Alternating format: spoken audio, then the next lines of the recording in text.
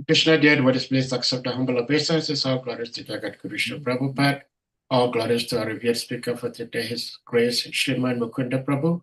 And all glories to the Samal Vaishnavi devotees. We thank you all for being here. Today is Monday, the 1st day of June 2026.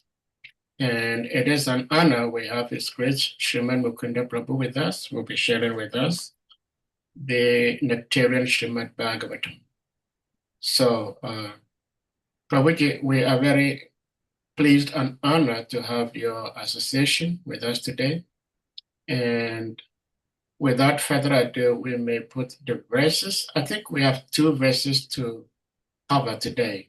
And then you may speak. Hare Krishna. Maybe you may do the invocation while we try to put the verses. Hare Krishna.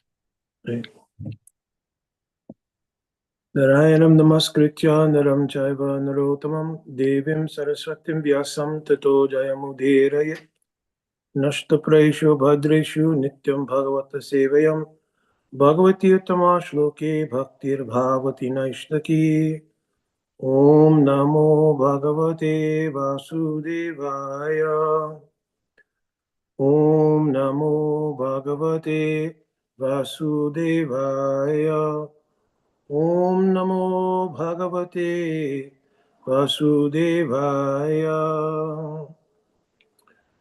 So normally I know you've played Srila Prabhupada Jaya Radha Madhava before, so we will pray to the lotus feet of Srila Prabhupada to grant us mercy. He used to sing Sri Jaya Radha Madhava before each Bhagavatam class and has a very, very special meaning. It was his Udipan. Udipan means his inspiration to speak Srimad Bhagavatam. Because Srimad Bhagavatam is a very, very deep scripture. Srila Prabhupada would enter through his heart portal very deeply in the Srimad Bhagavatam by getting the stimulus from this song of Bhaktivinoda Thakur.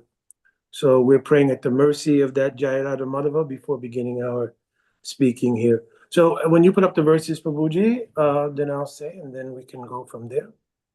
Okay.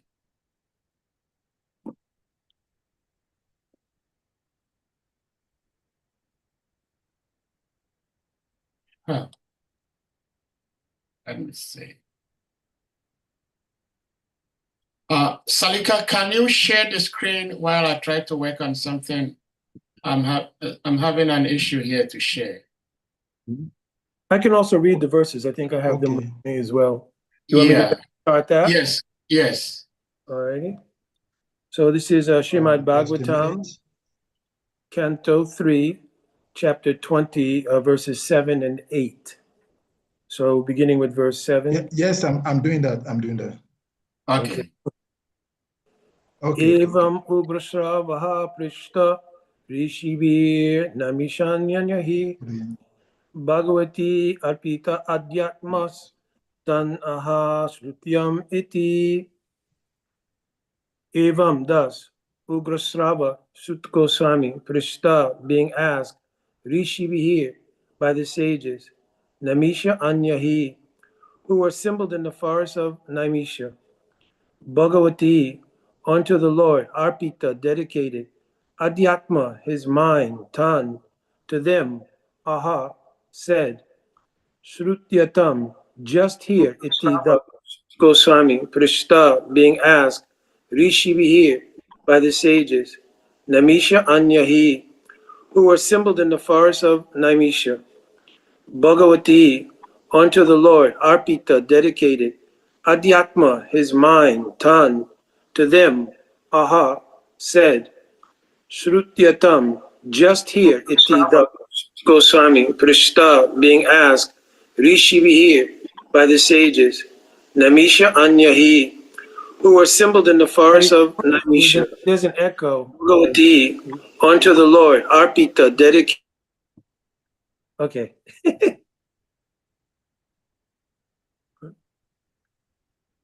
Salika, you probably might have to take down the share screen because we cannot see. Yeah, I could just read the verses from here. It's probably yeah. okay. Yeah. Because there was like an echo there. So we're at, Yes. we're at the translation. Can everybody still hear me well? Yes. Okay. Yeah, Very, the echo was as a result of two systems, but it's taken care of now. Okay. all All right, right. Prabhuji. Haribol. Dandavat, Prabhuji. Hare Jai. Krishna.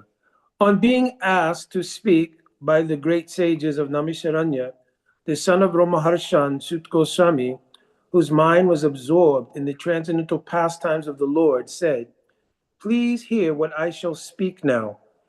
We're going on to verse number 8.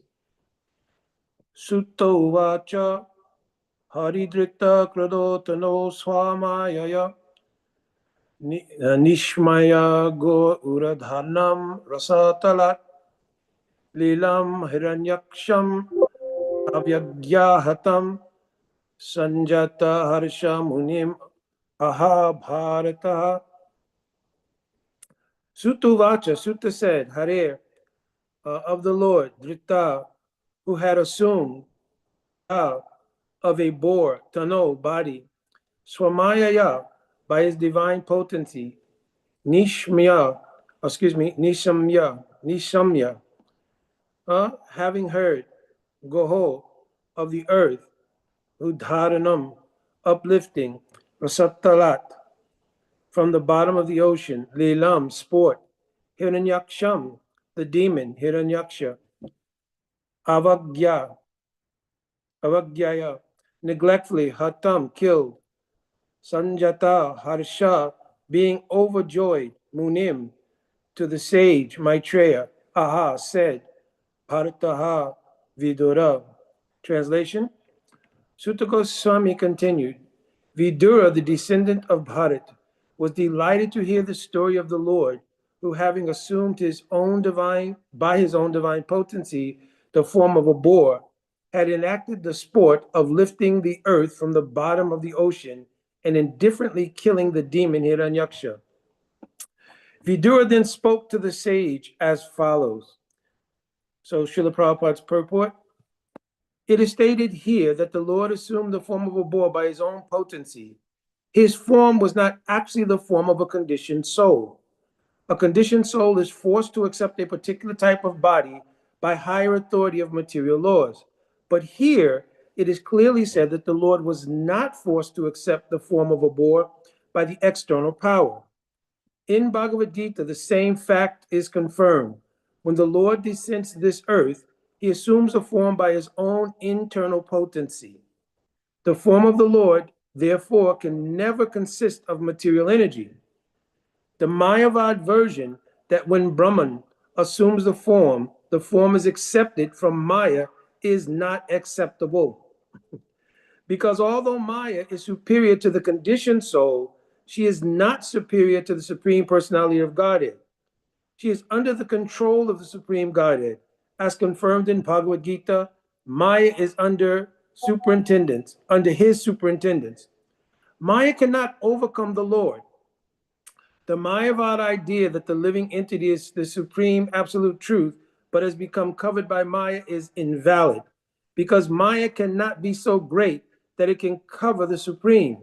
The covering capacity can be employed on the part and parcel of Brahman, not on the supreme Brahman. Shri Guru Gyanadas Swananda Datta Karinaya Kasindhu Vrindavana Sinavatara Prasida Sirada Pranaya Prachara Ajana Lambito Bujo Kanakavadato Sankirtanai Kapitaro Kamlai Taksho Vishwambaro Dvijoyo Yugadama Palo Bande Jagapriya Karo Karuna Avataro Ananda Lilamaya Vigraya Himam Devachtabi Sundaraya Tasmai Mahaprema Rashapadaya Shri Chaitanya Chandra Namo Namaste Kasturi Latale Sokram Karanam Kankanam Satvedu Sarakankanam Sarahariyan Chandanam Chulalitam Kanta Muktavali Rajastrio Parivesito Vijayate Gopala Chudamani He Shisham Sundara Shikar Shekara Smiraha Srimili Manohara Radikarasika Mama Kripaniri Supriya Charana Kinkarim Kuru Tavai Vasmi Najivami Twayavina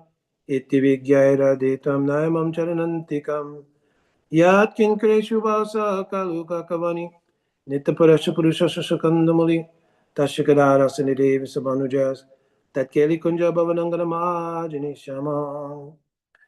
Bhajami Radha Ravinda Netram Smarami Radha Madhura Smitasyam.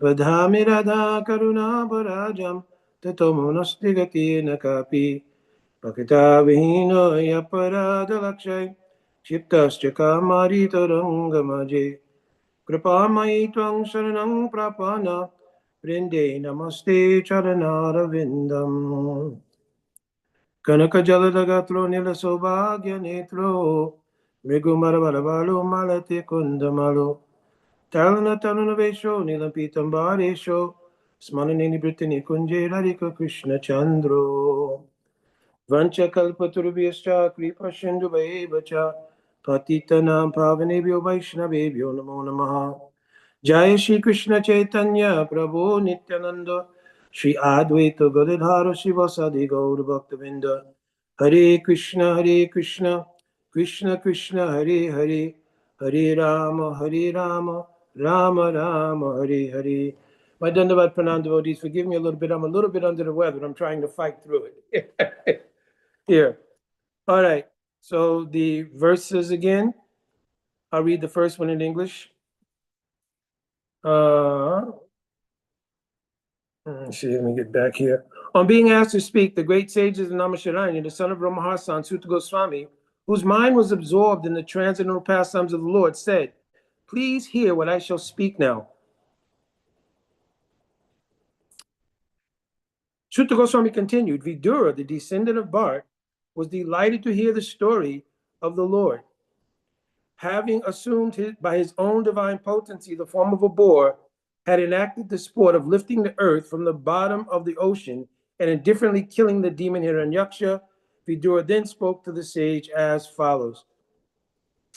So essentially, the structure of Srimad Bhagavatam is really, really important because if we understand the context of the flow of Srimad Bhagavatam, then it's very easy to keep track of what's being spoken. Bhagavatam is spoken in 10 different categories. Saga Visagascha Astana Posnutaya Manavata Ishanukata Niroda Mukti Asraya. So here it's saying that the first thing that's spoken about is normally the creation. The second thing will be the secondary creation by Brahma, how Brahma engineers the creation. The third thing, Saga Visagascha Stana, how the Lord himself is the maintainer of the creation because it's his own creation. Actually, many times the jiva thinks that the material world is created for the jivas. Actually not.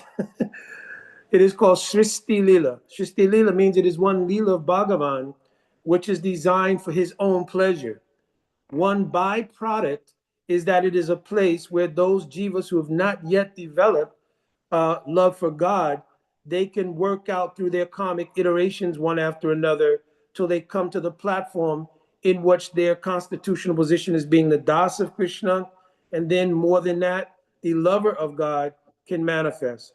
So stana, posen. Posen means the Lord's protection and nourishment of the creation. Utta means the impetus for the creation itself, which is the Lord's own desire. Manavata Ishanukata, which is what's happening here.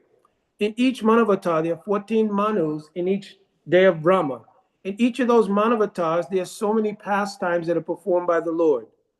So Manavata Isha means Bhagavan Anukata. Can you recite the activities of those various incarnations in those different Manus?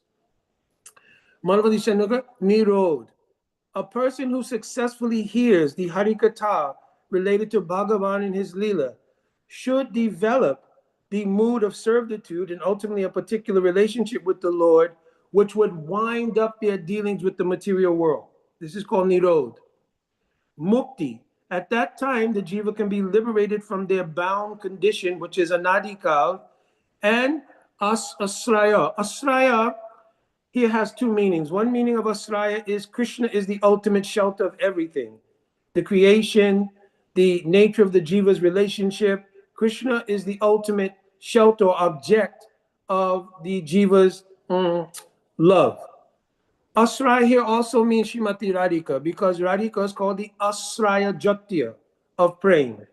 In other words, there is no way to love Bhagavan without that being blessed by Srimati Radharani, because she's called the Asraya Jati. I mean, she's the repository of love.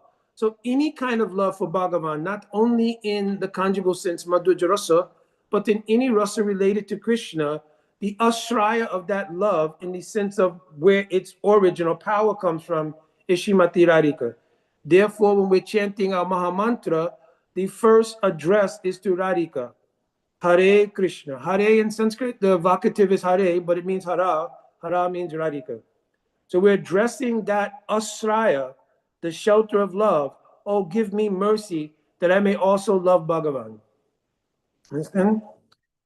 Also, Srimad Bhagavatam, it is 18,000 verses, spawned from 4 verses that were spoken by the Lord to Brahma himself, directly describing the ultimate goal of life.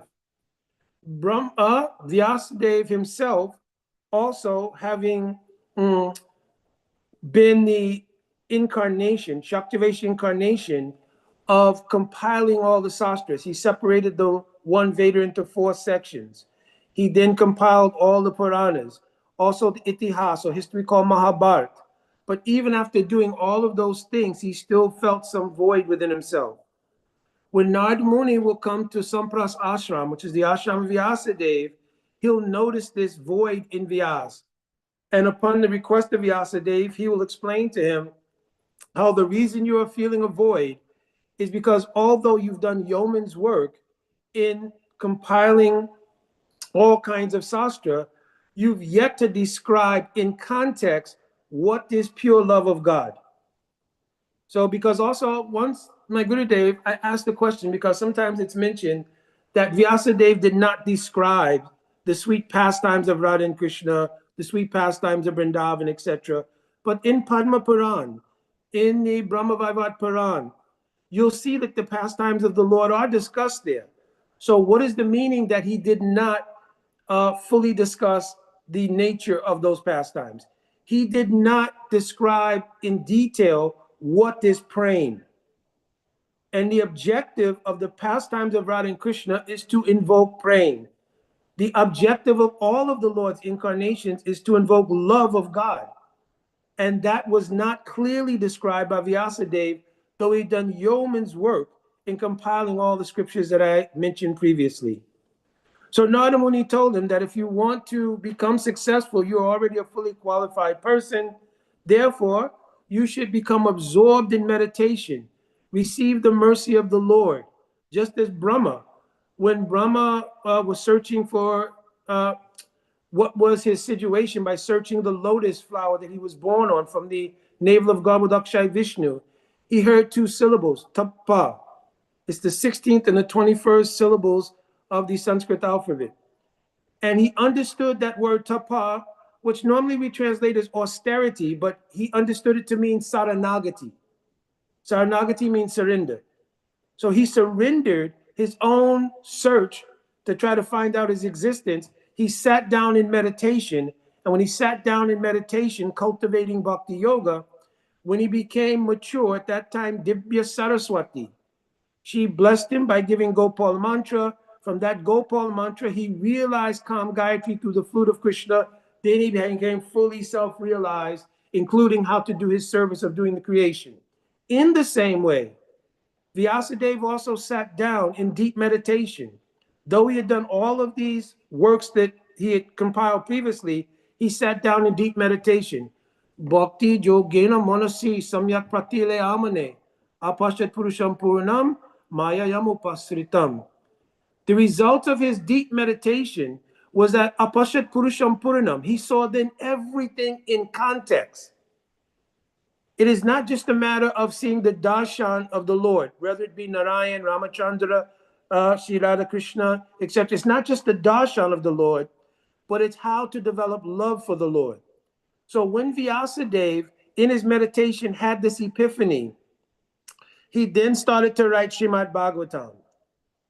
The very first verse he writes in Bhagavatam, Janmadhyasya anvayaritarcha sartisu abhigyasarat.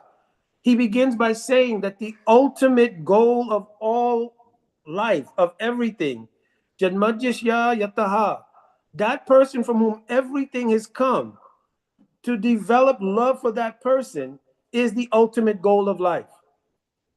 Then he'll go on that in the second chapter, Haribol, so don't use the bell. Okay. So in the second verse, he'll go on to describe in this particular book, Srimad Bhagavatam, this Grantha, I will not write anything that is not related to this ultimate goal of life, which is love of God. So Dharma Projita Kaitavatra. I used to be very bewildered because to say Dharma Kaitava, that Dharma and cheating can go in the same sentence, seems bewildering. But what he was essentially saying is that nothing which will Kaitava cheat the living entity from obtaining this love of God, that has been pra-ujita. In Sanskrit language, pra it means prakristrupain, has been completely removed from Srimad Bhagavatam. And the only thing which this Srimad Bhagavatam is for is how to develop love of God. By describing the 10 categories I talked about earlier, it is to show that everything from the creation in all these categories is only meant to engender the relationship between the Jiva and Bhagavan. There is no other teleology or purpose to the creation. Sometimes this is called Kanda Darshan. Kanda Darshan means that we see that the material world is something other than related to the service of Bhagavan. The very first verse of Chatur Shloke, Aham eva sham eva agri nanyat sat asat paramam. Nothing is separate from Bhagavan. He's saying, I existed prior to the creation, in the absolute pure state of spiritual existence. During the creation, Sat Asat Parama means during the creation, there's nothing existing but I. Therefore, everything in the creation is also only meant for the service and love of Bhagavan. There is no other purpose to the creation. It is not a place for the enjoyment of the jivas. It is not a place, this just a wayward jail. Sometimes our acharyas have described like that in relation to the jiva. But the actual purpose here is for Bhagavan's enjoyment. That's what the Srishti Leela is for. There is no other purpose. So the Chatur Shloki is saying this is the only purpose. And afterwards, only Bhagavan remains. So we should understand that our sojourn within the creation is only meant to come to the point that we're doing now, which is Shravan, Kirtan, and Vishnu Smaran of these pastimes of Bhagavan as they're described in Srimad Bhagavatam. There is no other purpose. There's no other purpose to life. It doesn't mean that we don't carry out our karmic portfolios. For instance, you may be grahastha, renunciate, whatever it may be, and you have certain duties in life. You carry out those duties, but all of those things are only meant to cultivate love of God. And if they do not cultivate love of God, then those things have been called Shrama Eva Hi Kevalam in Srimad Bhagavatam. Shrama means useless. So this is the whole perspective of Srimad Bhagavatam. Then Vyasadeva says in the Falstuti verse, the third verse, that if you hear this Srimad Bhagavatam, he's giving a blessing. The first verse is called the Namaskaratmaka verse. He's offering his invocation to get the Lord's blessing to reveal this love. In the second verse, he's declaring that this is the purpose of this book. It's called the Vastu Nideshtatmaka verse. There's no other purpose to this book except what I described. Then he's giving a blessing that you will get the benefit of hearing the Srimad Bhagavatam. How? A whole. In Sanskrit, a whole is like an expression of sometimes surprise, sometimes like wonder. A whole muhur. Muhur means again and again. Rasika bhuvi bhavukaha. Those kind of sadhus like Sukdev Goswami who spoke this Bhagavatam to Maharaj Parikshit, those kind of sadhus will continuously roam the earth. And his blessing is that you'll meet such a sadhu and hear Srimad Bhagavatam. You understand? That's the Falstuti verse he's giving. Oh, if you'll meet a sadhu and you'll hear Srimad Bhagavatam and get the gist of what is this praying, oh, then your life becomes successful. Understand? Now, one thing amazing happens also, before I go on with describing directly this verse. One thing happens is that as Vyasadeva is narrating through all of the categories of Bhagavatam, And he's also dealing with all of the different elements of how to develop love. Because in Ajamil Upakyan, means the teachings of Ajamil, he talks about the glories of the holy name. In Narasingha Prahlad Charit, and also in this pastime of the killing of Hiranyaksha, then the next, the Ravan and Kumbhakarna, after Shishupal and Dantavakra, if you don't catch in the teaching of the killing of Hiranyaksha and Hiranyakasipu what is love, you won't be able to understand it in the 10th canto. Let me go into that a little bit before we go on. The pastime of the story of the cursing of Jai and Vijay by the 4 Kumaras is the first instructions after he's declared in his first verse what is love of God. He's showing in this pastime what is the nature of love. When the 4 Kumaras heard about the glory of Lord Narayan from their father, Lord Brahma, they saw that Narada Muni, their brother, was so much more blissful than they were, even though they had realized Brahman. The 4 Kumaras personify 4 qualities: Gyan, Yoga, Tapasya, and Vairagya.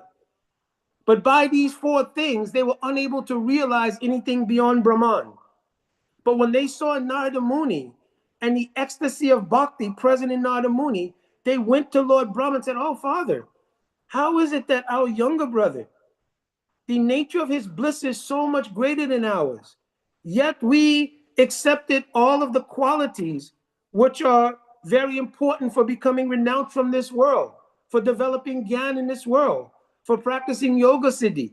We did all these things. Why we're not realizing that kind of bliss?" So then Brahma told them about the glories of Lord Narayan. So immediately upon hearing those glories and being qualified souls, they immediately went to Vaikuntha. And passing through all of the first 6 gates of Vaikuntha, they came to the 7th gate where they met Jai and Vijay. Upon meeting Jai and Vijay, they were blocked from entering into Vaikuntha. Actually, Jiva Goswami Pad in Kram Samdaba, he mentions they began to breach the gate, and that's when they were stopped. So he, particularly in Kram Samdaba, brings up why Jai and Vijay stopped them. But anyway, when they were stopped, they felt, how is it possible that in Vaikuntha there could be any discord? So we know the story, I'm not going to go into it in detail, that they then pronounced the curse to Jai and Vijay. But here's where the lesson about what is love takes place. When they cursed Jai and Vijay, Lord himself, Narayan, along with Lakshmi Devi, came there. And when they got down from the back of Garuda, and when the fragrance of Vaikuntha passed over his lotus feet and the tulsi, the aroma of tulsi flowers, entered the nostrils of the Kumars, they immediately felt a bliss they had never felt in their Brahman realization. But in that state, the Lord began to speak to him, and he told him, Etau tau prasadhao mayam, Jai Vijay evacha. He says, these 2 gatekeepers of mine by name, Jai and Vijay, the important word here is mayam, who are mine, right? So now the Lord's going to go on in a series of verses to say these 2 gatekeepers are so dear to me that I consider that if you've been offended, you should take it I myself have personally offended you. Even I would be willing to give up my own limb of my body, my own arm, right? In order to satisfy your anger, right? Because of these 2 gatekeepers. So what is the teaching that's essentially in here? Is that the first element of praying is called mamata. Mamata means mindness. Because if you read these verses, when he addresses the 4 Kumaras, he always addresses them as Brahmins or sadhus or sages. He never addresses them with the intimacy he addresses Jai and Vijay with. Why? Because Jai and Vijay have praying for Lord Narayan.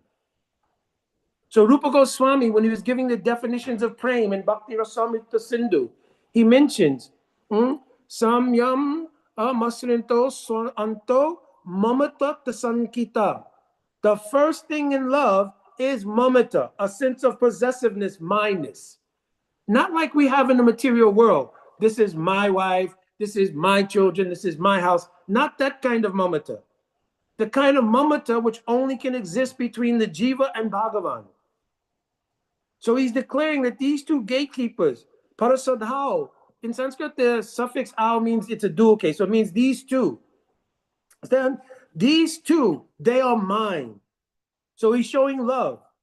And throughout the whole Leela, between the killing of Hiranyaksha and the killing of Hiranyakasipu, he'll speak about the elevation of this prem in that Leela, to the point where it's mentioned that even the appearance of Hiranyaksha and Hiranyakasipu, were they actually demons?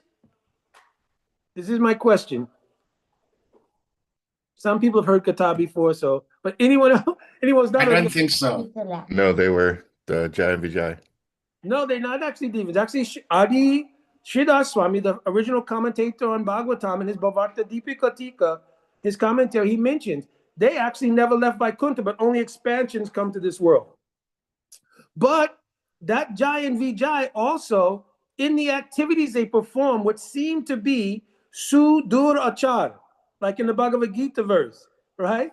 Sudurachar, very bad activities, right? Api chet suduracharo, bhajate mamananyaba, is personified in this verse, because even though their activities seem to be durachar, in the 3rd canto, 16th chapter, it mentions there, Samrama, Sambritya, Samadhi, Anubhada, Yog. It's describing actually what they were performing was actually Bhakti Yoga. So let's unpack that. How is it that the activities of Hiranyaksha and Hiranyakasipu can be considered Bhakti Yoga?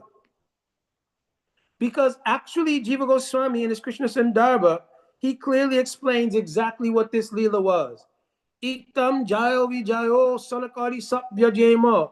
The word Vyajema means a pretense. Sap means a curse. On the pretense of a curse, Kevalam Bhagavat Leelaratam Samrasto Avatirya Iti. He's saying they descended only for Bhagavan's Leela. They were not forced to come here by the curse of the 4 Kumaras. The 4 Kumaras have no capacity to curse the residents of Vaikuntha. So Jiva Goswami is clarifying. He's saying they came here, Bhagavato Leelaratam, only for the Leela of Bhagavatam. Kevala means only for the Leela of Bhagavatam, Avitirya. That's why they made the descent. Where's Jiva Goswami taking the Praman from? Padma Uttarakhande, from Padma Puranas, Uttarakhand, Gatjanu Srena. That Padma Puranas declaring, Chaswa Bhakti Chitta Kashavi Nodaya Yudadi Krida. It's declaring that because the Lord can only enjoy rasa with his devotees, when he wanted to taste Vira Ras, the pastime of fighting, he selected his devotees, Jai and Vijay, to descend to this world in 3 different iterations. First is Hiranyaksha and Hiranyakasipu, then Ravan and Kumbhakarna, then Sishupal and Dantabhakra, in order to Chitta Akarsha. Chitta Akarsha means to attract the Chitta. So it's not only for the sake of Jai and Vijay, but for all of those who hear this Leela. It will attract their hearts to the nature of what loving service to Bhagavan is. Chitta Akarsha Vinodaya Yudari Krita. Therefore the Lord enjoyed, Vinod. He enjoyed the pastime of fighting with them. So Samrama Sambritya Samadhi. So actually Jai and Vijay, who became Hiranyaksha and Hiranyakasipu, were in the Samadhi of Bhakti Yoga. If you read Srila Prabhupada's purport, he makes that very clear. So if you can see through the veil of the pastime as it's presented and see the deep truth about what is the love between Bhagavan and his associates, you will understand what is love. Therefore, when you get to the Ras Panchadhyaya in the 10th canto, you'll have some real understanding what is love before you try to broach going into what is love in the 10th canto of Bhagavatam. Because of this, Srila Bhaktisiddhanta Saraswati Thakur, he used to recite Narasingha Prahlad Charit and this pastime of Hiranyaksha even at Radha Kund. Sometimes the Radha Kund Babajis, and don't mistake here, I'm not condemning all Babajis, because Gorakshara's Babaji, Jagannath Das Babaji, they're also part of our parampara. We're saying in general, the idea of many Babajis there is that only highest class of Raskata should be spoken. But Bhaktisiddhanta Saraswati Thakur was proving, if you don't understand this Leela, like Maitreya described to Vidura, How will you understand what is love in the Dasamaskanda 10th Canto Bhagavatam? You will not. Also, Chaitanya Mahaprabhu, when he used to go to Tota Gopinath temple in Puri, every day Gadadhar Pandit used to speak this charit, Dhruva charit and this charit. And from speaking that, Mahaprabhu's love and his nourishment in the mood of Radhika would be so enlivened, so stimulated. So how much love is embedded in this Leela? So here in our verse, coming back to our verse here, now Vidura is expressing great appreciation to Maitreya Rishi that you've spoken this pastime. And from this, prior to this, when Uddhavji was leaving Krishna, when he was at Prabhas, it was the end of Krishna's Leela. It's called the Mosala Leela. And at that time, Uddhava heard from Krishna all of the teachings of devotion. When he was leaving Prabhas, on the way, he met Vidura. Speaking to Vidura, he told him about the disappearance pastime, Mosala Leela, of Krishna. And he also gave him the essential teachings of Krishna related to Braj at that time. But because Krishna had given an instruction to Uddhav, I want you, after leaving Prabhas, to go to Barakrik Ashram where Nara Narayan Rishi are there. So why would the Lord send Uddhava to the place of Nara Narayan Rishi? I'm asking.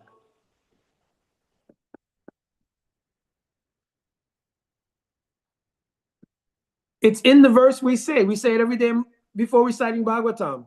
Narayanam namaskritya naram chaiva narotamam devim saraswati vyasam tato jayamudirayat. If you understand this verse deeply, you understand why he sent Uddhav there. Was it because he looked at him and he understood his mood? Partly. Anyone else?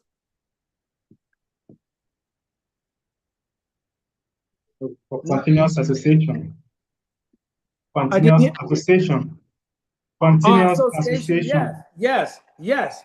Because what Uddhav heard from Sri Krishna, he would now take to the ashram of Narayan Rishi. Who are Narayan Rishi? Narayan and Nara. What is the meaning of this? That the ultimate relationship of everything has connection to the Lord. So Narayanam namaskritya. Namaskritya means to do your namaha. Namaha means na aham mameti, not I and mine. It indicates saranagati. So Narayanam namaskritya. Naram, any human being, they have to do this namaskar. They have to do this kind of surrender to Bhagavan. If you'll surrender to Bhagavan and execute the process of bhakti, Narayanam namaskritya naram chaiva nara uttamam. At that time, uttam means you obtain the ultimate goal of life by becoming one with Narayan, not in the Mayavadi sense, but one in the mood of love. You understand? Naram chaiva nara uttamam. And devim saraswatim vyasam. Why is Saraswati being mentioned here? Another question.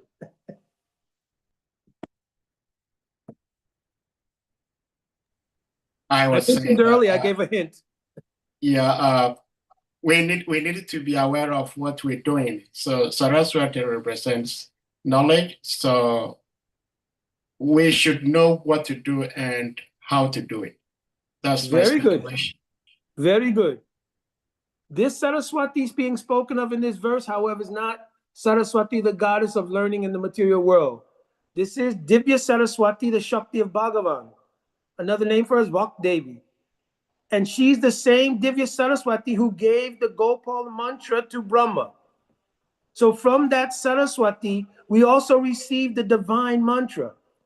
So our Gopal mantra, for those who have Diksha, I'm not explaining those things here, it's not a proper form.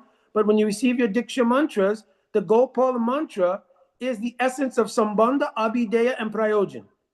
These three factors are everywhere within our practice, but in the Gopal mantra, especially in the mantra for those who have Diksha, those three names of Bhagavan indicate Sambandha, Abhideya, and Prayojan. So from that, we get the ultimate realization. That also manifested in Vyas, who manifested Srimad Bhagavatam. That's the meaning of the prayer. For this reason, Krishna sent Uddhava to give his association, as Prabhuji mentioned, to all the sages who were worshiping Nara Narayan Rishi, right, in Barakrik Ashram. So from the worship that they were doing of that Narayana, because Narayana also represents tapasya, the austerities of becoming Krishna conscious. So now the fruit of that is being taken there by Uddhavji himself, because he's heard from Krishna all of the teachings on bhakti. And also, who is that Uddhav? Vishninam Paravo Mantri. He is so dear to Krishna. From his childhood, he served Krishna. But in their adult age, he became the mantri, means the advisor to Krishna. So he's the direct advisor to Bhagavan himself. And even in the most delicate mission of the Lord, who did he choose to go to Vrindavan after being separated from the Brijabasis for so many years while he was in Mathura? Whom did he send to Vrindavan? Uddhav.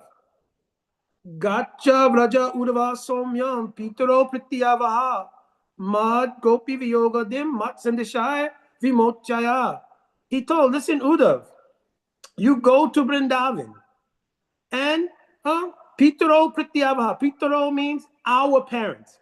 So he told Uddhava, you are so much like me, we look alike. And even there's one book called Uddhav Sandesh. And there it describes that when Krishna sent Uddhava to Vrindavan, he actually gave Uddhava his own clothing, which had the fragrance of his body. He gave his chariot. So Pitaro Pratyavaha, you can give love and affection to our parents, because when they will see you, Uddhav, they will remember me so much and be pacified. But that will not pacify the gopis. So what you do for gopis, give them mat sandeshai, give them my message. So just repeat what I'm telling you to tell them. So this is the glory of Uddhav. So when Vidura met Uddhav, he spoke these things to Vidura. Vidura became very, very happy. But then Uddhav told, listen, nearby is Maitreya Rishi. And Maitreya Rishi was also there. And he heard this katha of Shri Krishna. So because he's senior to me in the social etiquette, Maitreya Rishi is not senior to Uddhava in spiritual quality. Sanatana Goswami in his Brihad Bhagavatamrita has described Uddhava as Atur Bhakta, Prem Atur Bhakta. He is the highest class of devotee outside of Braj. So Maitreya Rishi is not superior in actually the quality of bhakti, but in etiquette socially, he's senior as a sadhu. So he said, you should go so I will not violate the etiquette. Maryada vyatikrama means to violate the social etiquette. So, of course, Maitreya Rishi also is a great sadhu. We should not make any mistake here. So when he went to Maitreya Rishi, then Maitreya Rishi also began describing to him, beginning with the creation.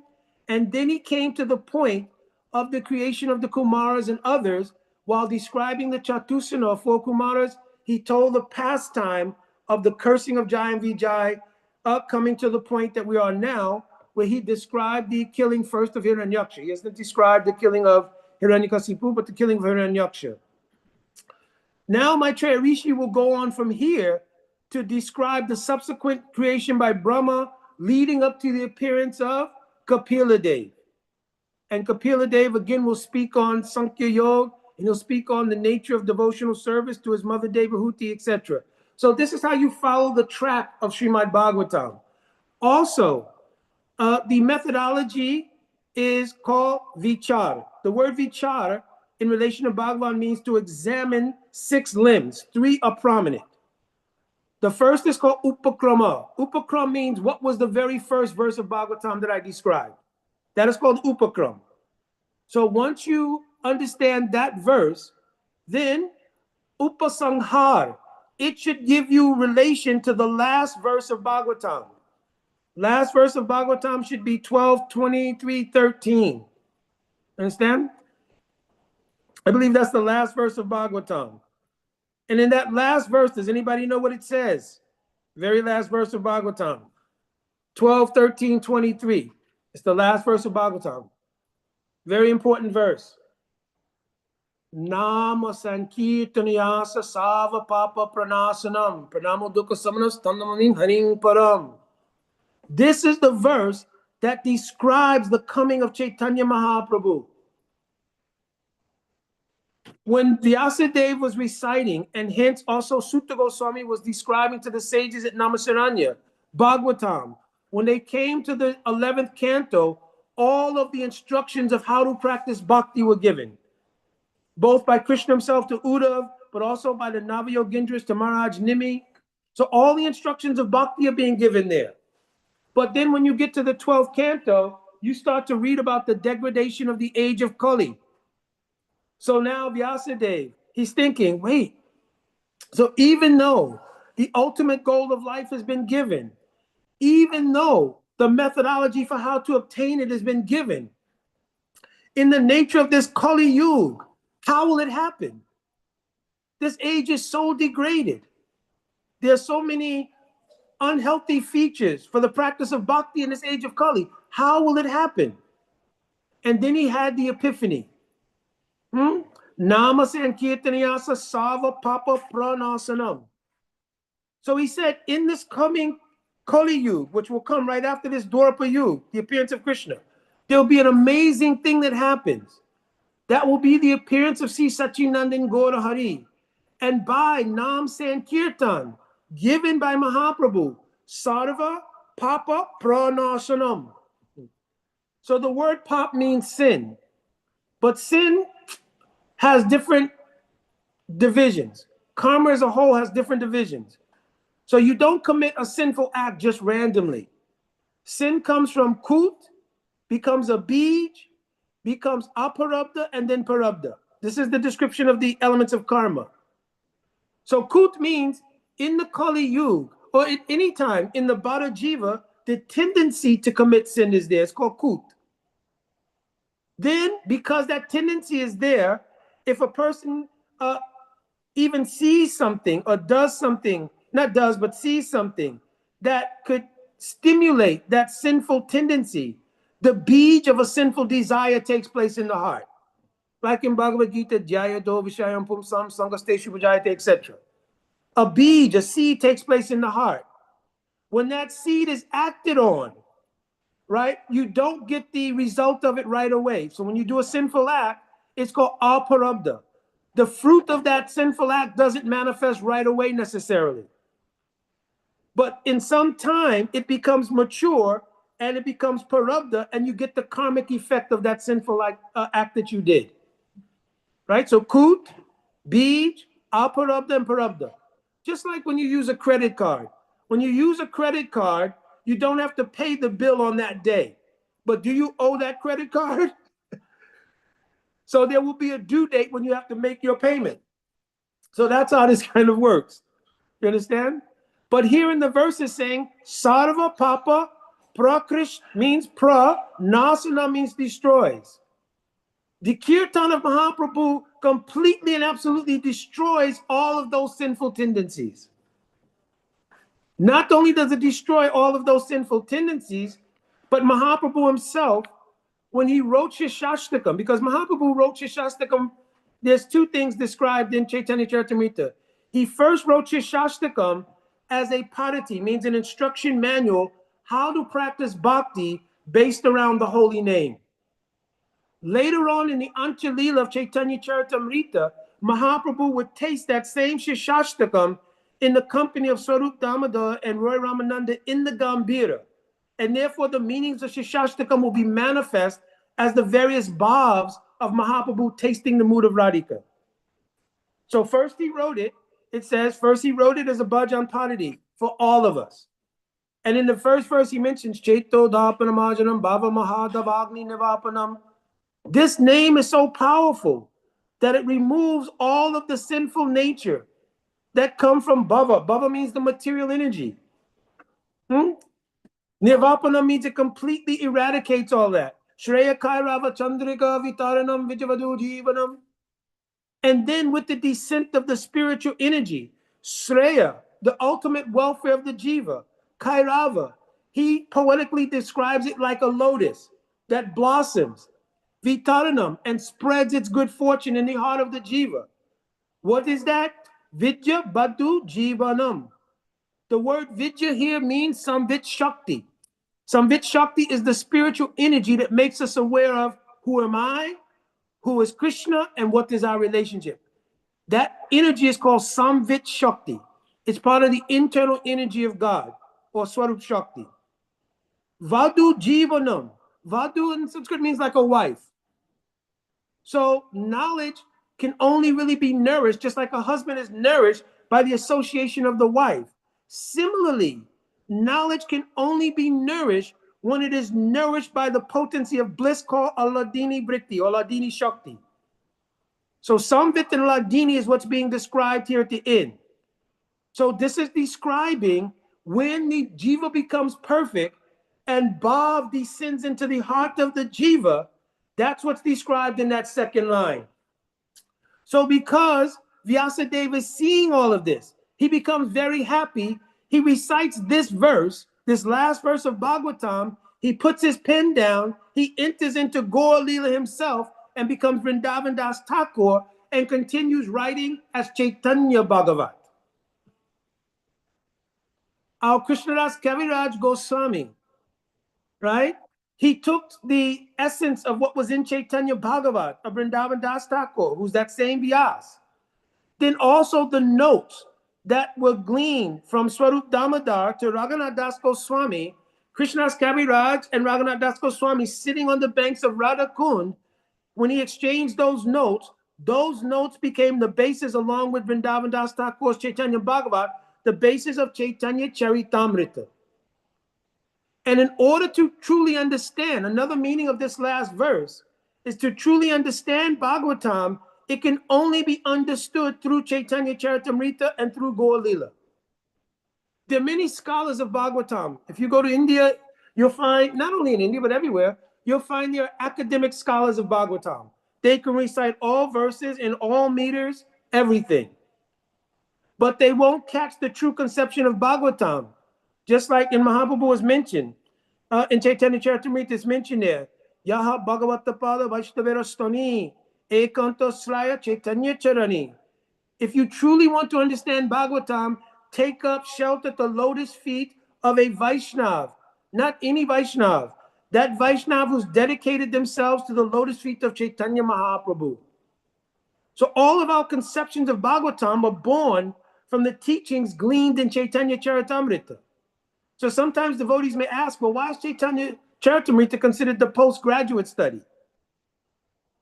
This is a way, because the things in Chaitanya Charitamrita, they reveal the essence of Srimad Bhagavatam. That's why it is postgraduate. And the word postgraduate here is like, just to have devotees use some caution or exercise some proper discretion in how you go through the sastra. Is Bhagavad Gita truly an elementary sastra? Sometimes we say Bhagavad Gita is elementary, Bhagavatam is the next, and then Chaitanya Charitamrita. It's written in the Gita Upanishad. Savu Upanishado Gavo Dukta Nandana Gopala Aparta Vatsa Sudhir Bhokta Dukta Gita Amritam Mahat. Here is describing that Srimad Bhagavatam, Bhagavad Gita is the highest kind of nectar. And that actually the person who's speaking Bhagavad Gita, Dukta Nandana Gopala, is actually not Vasudeva Krishna, but Nanda Gopal of Vrajendra Nandan Sri Krishna. And if you understand Bhagavad Gita, there are different levels of understanding scripture. 5 different levels. Vishwanath Chakravarti Thakur has given this. One is called Samanyan Upakyan, means ordinary understanding for the general jiva.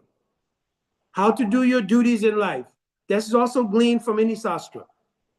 The next is called Guya. If you want to understand what is Atma Tattva, or what is the soul, this is the next level of understanding that can be gleaned from studying sastra. After that, Guyata, more confidential than that, is to actually understand what is bhakti. Guyatam, more than that, is to understand that bhakti's pinnacle is reached when bhakti manifests itself in Braj, in the sweetness of the kind of bhakti displayed by the Brijabasis towards Krishna. Sava Guyatam, among the Brijabasis, the expressions that the gopis have for Krishna is considered to be the pinnacle, and it's called Sava Guyatam, the most confidential knowledge. And so Bhagavad Gita can be seen on those 5 levels. Bhagavatam can be seen on those 5 levels. Chaitanya Charitamrita is on that highest level and teaches how to see the other 2 sastra.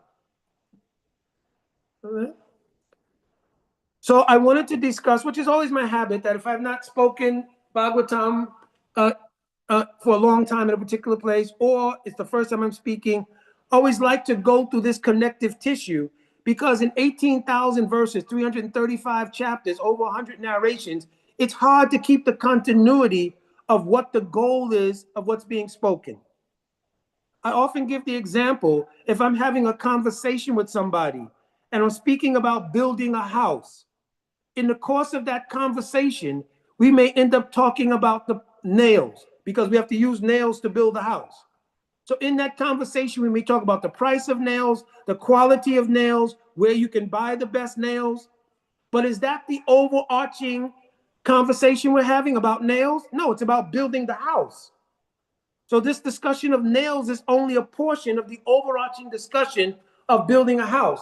Similarly, all of the different sections of Bhagavatam are ultimately meant to discuss what is love of God.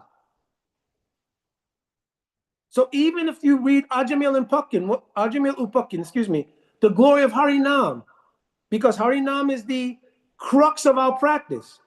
There are 64 angas of bhakti distilled to 9, distilled to 5. What 5? Nam Kirtan, Sadhu Sangha, Bhagavat Shravan, Mathurava, Sri Mutai, Shradai, Sevan. Sometimes the order is Sadhu Sangha, Nam Kirtan. But here, these 5 things mean that associating with a sadhu, chanting Harinam, studying Srimad Bhagavatam. From the study of Bhagavatam, one should get some Sambandha Gyan. I'm a Mathuravasi, meaning Brajavasi. And then you should worship the deities with that kind of mood. That's what's there. But among them, Tara Madhya Sava Sreste Nam Kirtan. Nam Kirtan is the most important. Why? Because Nam Kirtan has the power from the very beginning of someone's sojourn in bhakti all the way to the pinnacle of their realization in bhakti. Nam is consistent. Why? What is Harinam? Asking a question again. What is this Harinam? Is it a tool for self-realization? What is Harinam? I'm telling the verse, then somebody could speak. Nama Chintamani Krishna Chaitanya Rasa Vigraha Punusro Nityamuto Abhinatvam Nama Namyo. So what is Harinam?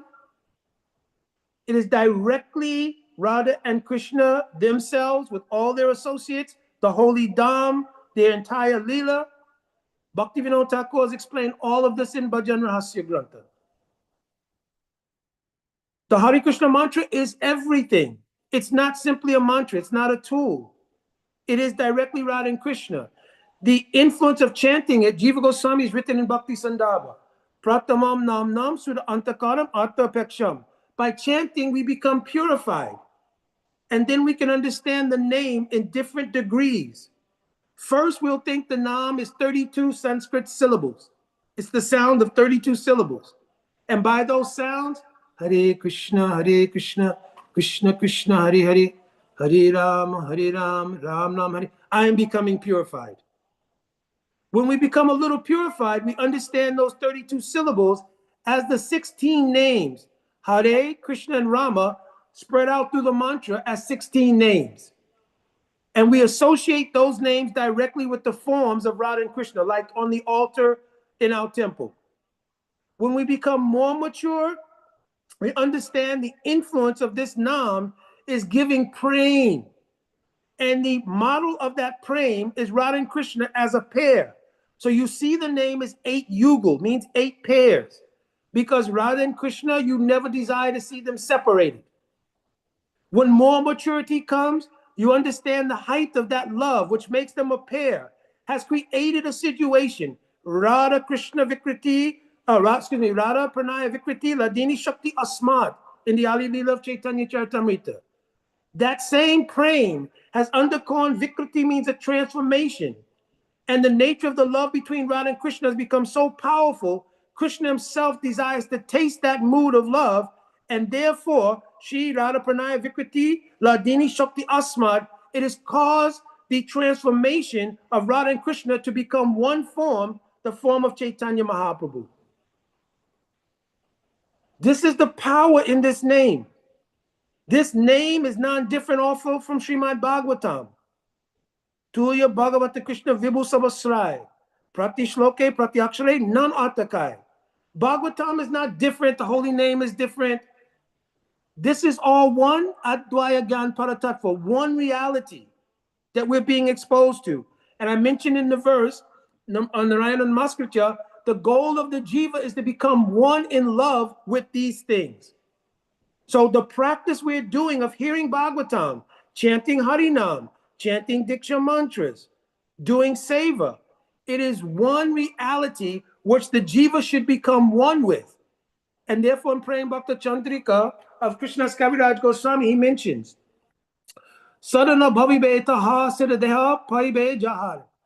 When you will practice with this kind of understanding, what you're practicing will actually become your perfection. When you connect the dots, when you synthesize these things, what you're practicing now becomes the actual perfection. So the deities that you are worshiping on the altar, are they different from Radha and Krishna? Or is our realization insufficient to realize that? Is the holy name different from Radha and Krishna? Or is our inability to realize it the issue? Is Srimad Bhagavatam different from Krishna? I just quoted the verse, no. But we're reading it like it's a book. When we chant our mantras, are the mantras different from the objective of the mantra? They're not. So we're growing in incremental stages through Shraddha, then Sadhu Sangha, then learning bhajan practice from a sadhu, then the Kriya Shakti of our practice mixed with the Kripa Shakti of Bhagavan, his mercy allows us to remove the obstacles or anarthas. When the anarthas are moved, Nishchalaha Yasha Iti Nishta, then our consciousness becomes steady. There's not that fluctuation back and forth between material and spiritual. When your chitta or your consciousness is steady, then when you read Bhagavatam, when you chant Harinam, when you're in the kirtan, a ruchi comes in your heart. This stage is called ruchi. First, the ruchi will be in the practice itself. Then when it becomes mature, it becomes an unquenchable thirst to get the objective of the practice. That stage is called asakti. In the stage of asakti, your mood is do or die. Kabe habe bolo se dinamor. Palyadasi kori lalito sundari. You understand? All these kind of bhajans sung by acharyas then become your longing, your prayer, your expression of intense desire. Oh, please, Lord. I don't want to just be free from the material world. Nadanam, nadanam, nasundarim. I don't even want liberation. In that prayer, Mahaprabhu was saying, Janma Janma Isri Bhavatat Bhakti Hoitiki Twai. I don't even want liberation. I only want your pure bhakti. When that mood comes in the heart of the practitioner in a deep way, it's called asakti. Then Gurudev, Mahaprabhu, Radha and Krishna take mercy on that jiva and they send the spiritual shakti down and imbue the heart of that person with that spiritual shakti. This is described by Rupa Goswami and Bhakti Rasmita Sindhu. Sudha Sattva Viseshatma Prema Suryangsa Samyabha Ruchi Bish Chittamasanya Kriso Bhavuchate. At that time, the internal energy Swarup Shakti takes over the functions of the chitta. Avibhuya Manovito Vajayate Tatsarupatam. At that time, the clear vision of your own spiritual identity, your relation to Krishna, and everything in relation to that becomes clearly manifest in your heart. But because you still have a material body at that point, or at least a transcendental body that's been transcendentalized by practice, right? You're only awaiting to the end of this body to realize your actual substantive spiritual body, which will manifest in wherever Krishna is performing his Leela within the particular universes. You understand? In the meantime, you go on practicing like you've been practicing, but with realization. Rupa Goswami described this, Seva Sadika Rupena, Siddha Rupena Chatrahi. In your internal understanding, realization, you're practicing as a siddha. Externally, you should still practice as a sadhaka. I will wake up during Brahma Muhurta. I will do Mangalarti. I will chant my Harinam, fixed number of rounds. I will chant my Diksha mantras according to the time of day with understanding. I will do Takaji Seva, cooking, cleaning, etc., etc. All the things of sadhaka avas, means the stage of being a sadhaka. When you give up this body, Narada Muni described his perfection to Vyasadeva. When he gave up his body, Prayujamani Mayitam Sudam Bhagavatim Tanum. He received a transcendental body suitable to his mood of service. The word Prayuj in Sanskrit means, pra means, I already mentioned, completely. Yuj is like the word yoga. It means to completely bond with something. So his heart, or soul rather, became one with Swarup Shakti in a spiritual body suitable to his service. Prayujamani Maitam Sudam Bhagavatim Tanum. And all of his karma was finished. So there was no need of getting another material body. Understand? This is our process. This is why we read Bhagavatam. This is the purpose of Bhagavatam class. So we need to imbibe as best we can in our stage with a continual aspiration to grow this understanding. So that every time we read Bhagavatam, we want to feel like we're growing deeper and deeper and deeper. And when we chant our rounds, what we've heard in the Harikatha of Srimad Bhagavatam should push us closer to realizing that the name and Krishna are non-different, and that our desire to love Radha and Krishna are intrinsic to what it is that we're doing. This is what is called Sambandha Gyan. So I'll conclude here. The last thing is that Sambandha Gyan has two different phases. The first phase of Sambandha Gyan is called Samanya Sambandha Gyan. Jivarasupaya Krishna Das, I am the Das of Krishna. That is the generic constitutional position of everyone, whether they know it or not. Even if you don't come to a Bhagavatam class and you're fully absorbed in the material world, are you the Das of Krishna or not? Yes. Every soul is the Das of. You can't. Jiva Goswami said, Dasa Bhuti Harieva Nanya Seva Karati. You can't be something else. If you think you're something else, that's called illusion. But the Das of Krishna is not a specific relationship with Krishna. So in the translation, Prayujamani Mai Tvam, it's written, if you look at Srila Prabhupada's translation, the word Prayujamani means awarded.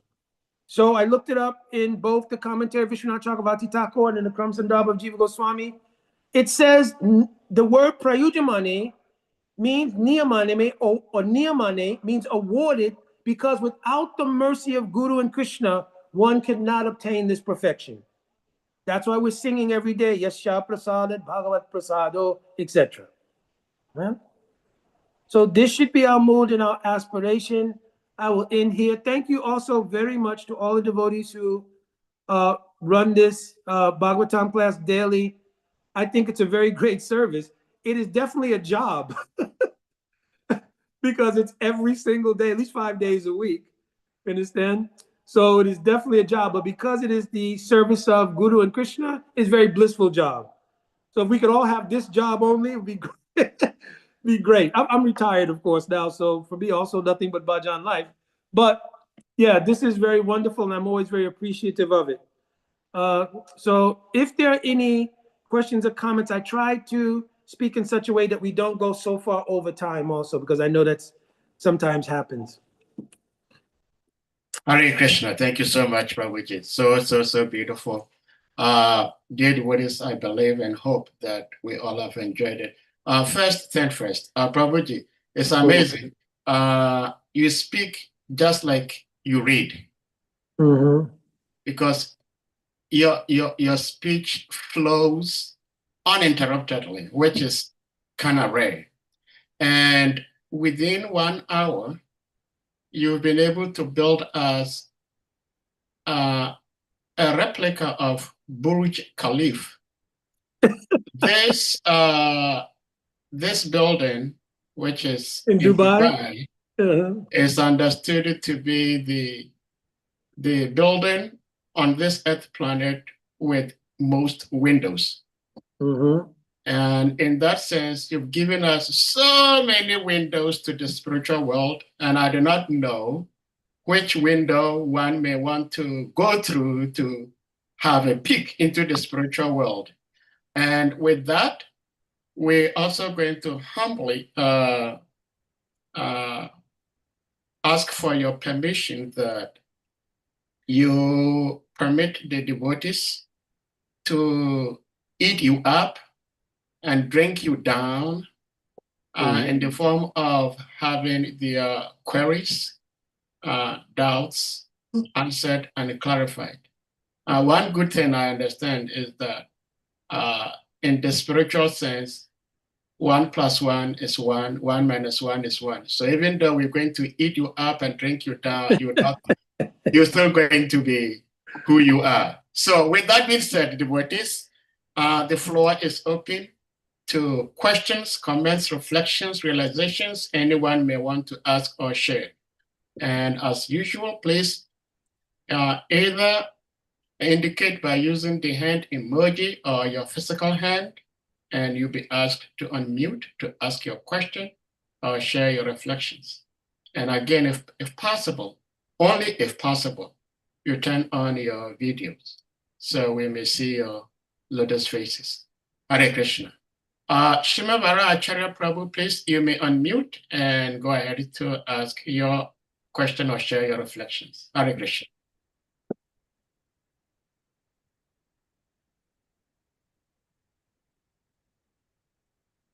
Shimavara Prabhu?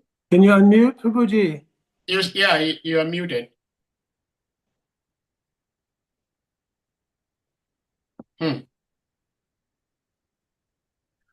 Well, it seems there is a problem there. Prabhuji, I would like to ask this question. You talked about the Gopa mantra. Okay. Hare Krishna. Prabhuji, Dandavat. Please accept my most respectful obeisances at your lotus feast.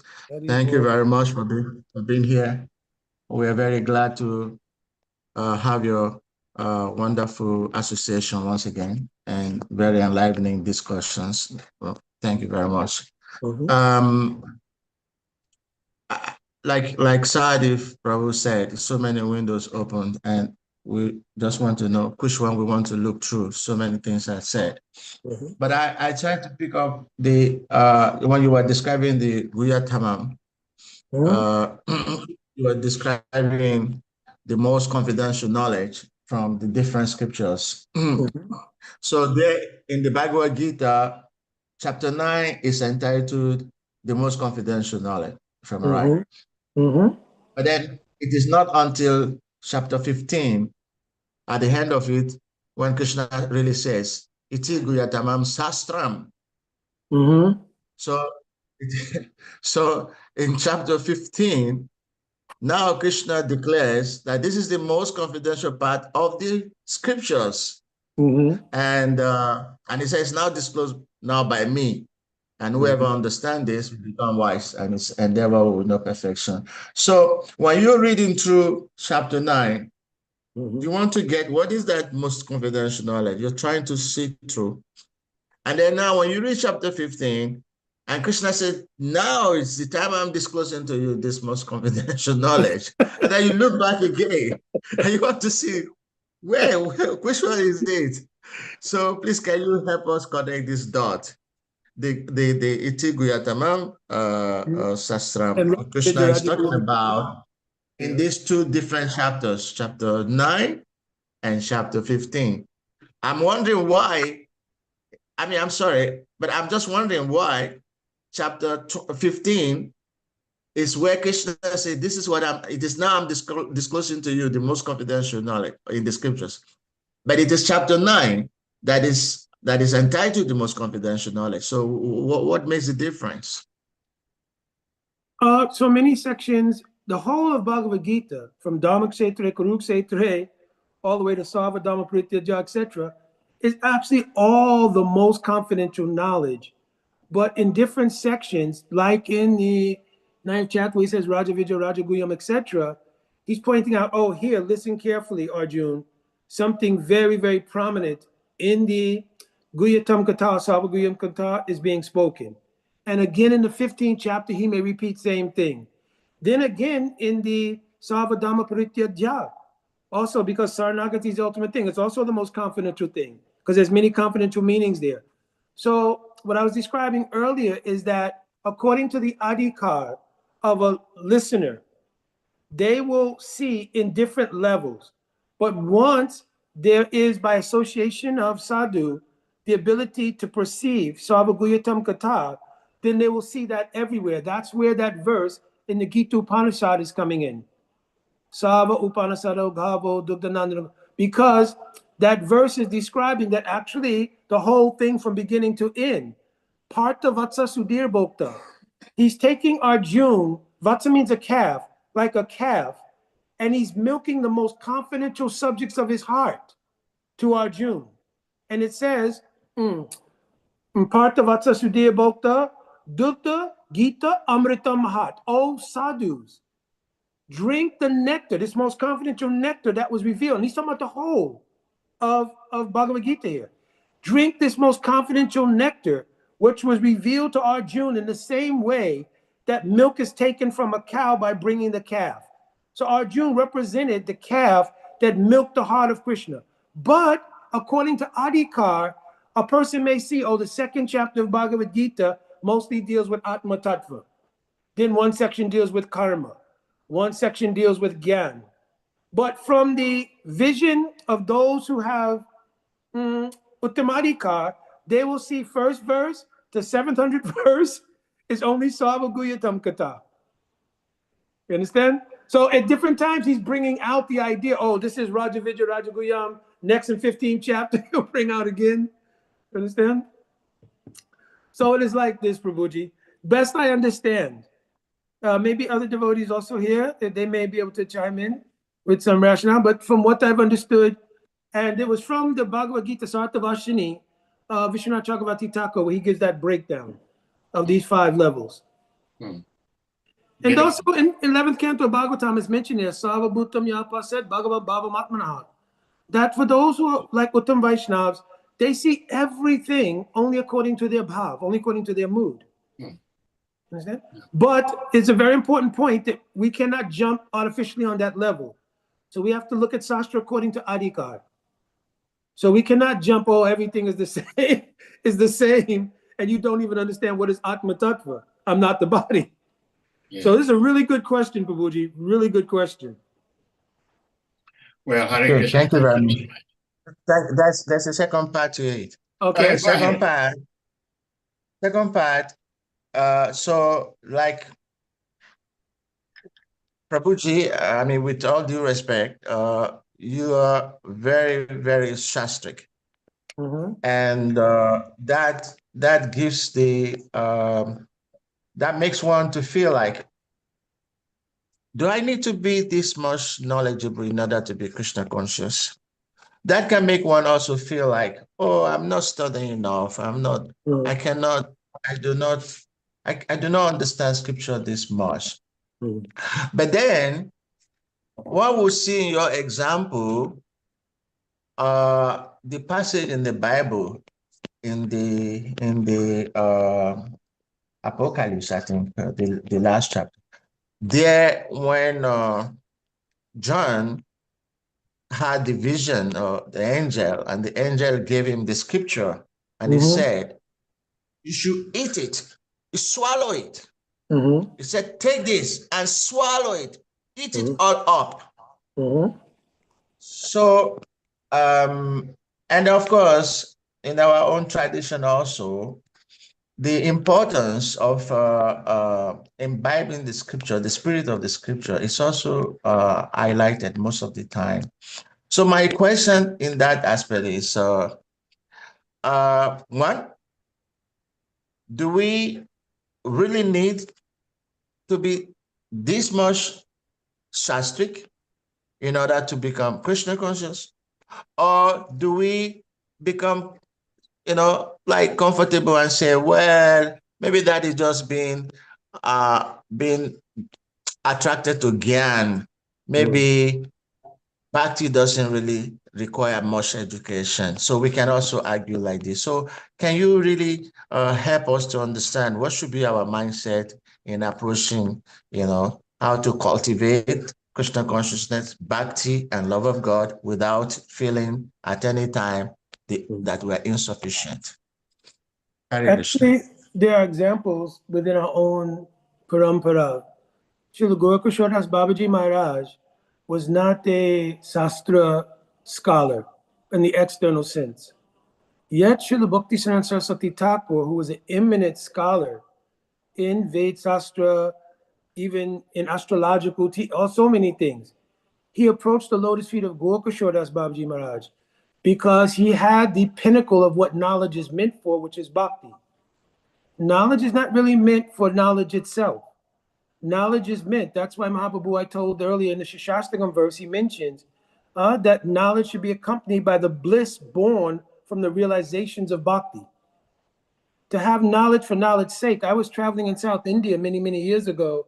There are 12-year-old boys at Sri Rangam Temple, born in Brahmin families. They can recite the whole, like either one Veda or two Vedas, sometimes three Vedas. They can recite by heart all Vedas. Whether they understand or not clearly, I don't know. But they know all Sanskrit grammar, everything else. So it's not necessary that knowledge and bhakti are equal. You understand? But if one is doing seva, especially the service of preaching or the service of giving shelter in terms of parampara to others, to be sastravit should be important. Rupa Goswami mentioned there that there's three kinds of persons who should accept the position of accepting disciples.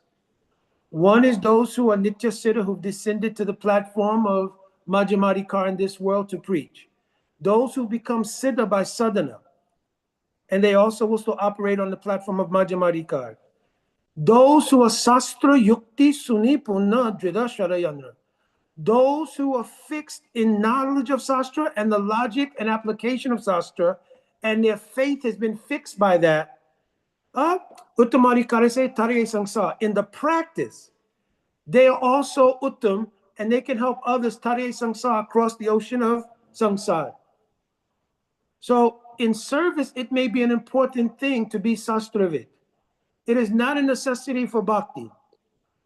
You understand? Bhakti here meaning we should understand sastra, but it doesn't mean I have to, like you're saying, be just like so many, just like there's a verse, right?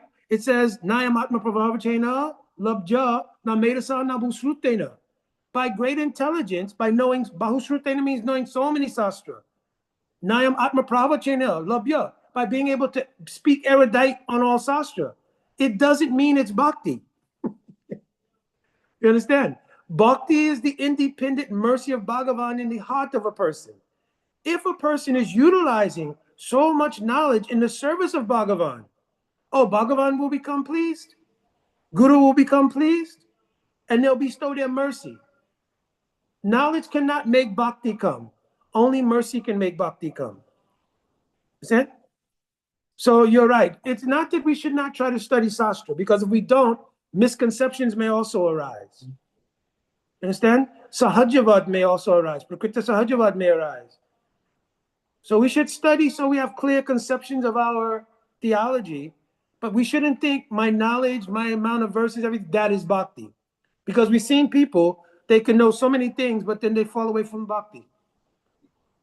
Understand? Thank you so much. Thank you so much, Prabhuji, for this explanation. It's so beautiful.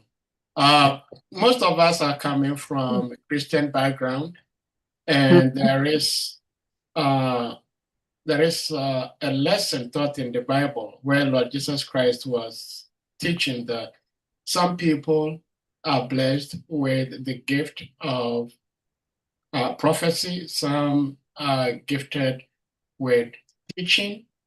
So whatever someone is gifted with, then that person should use it.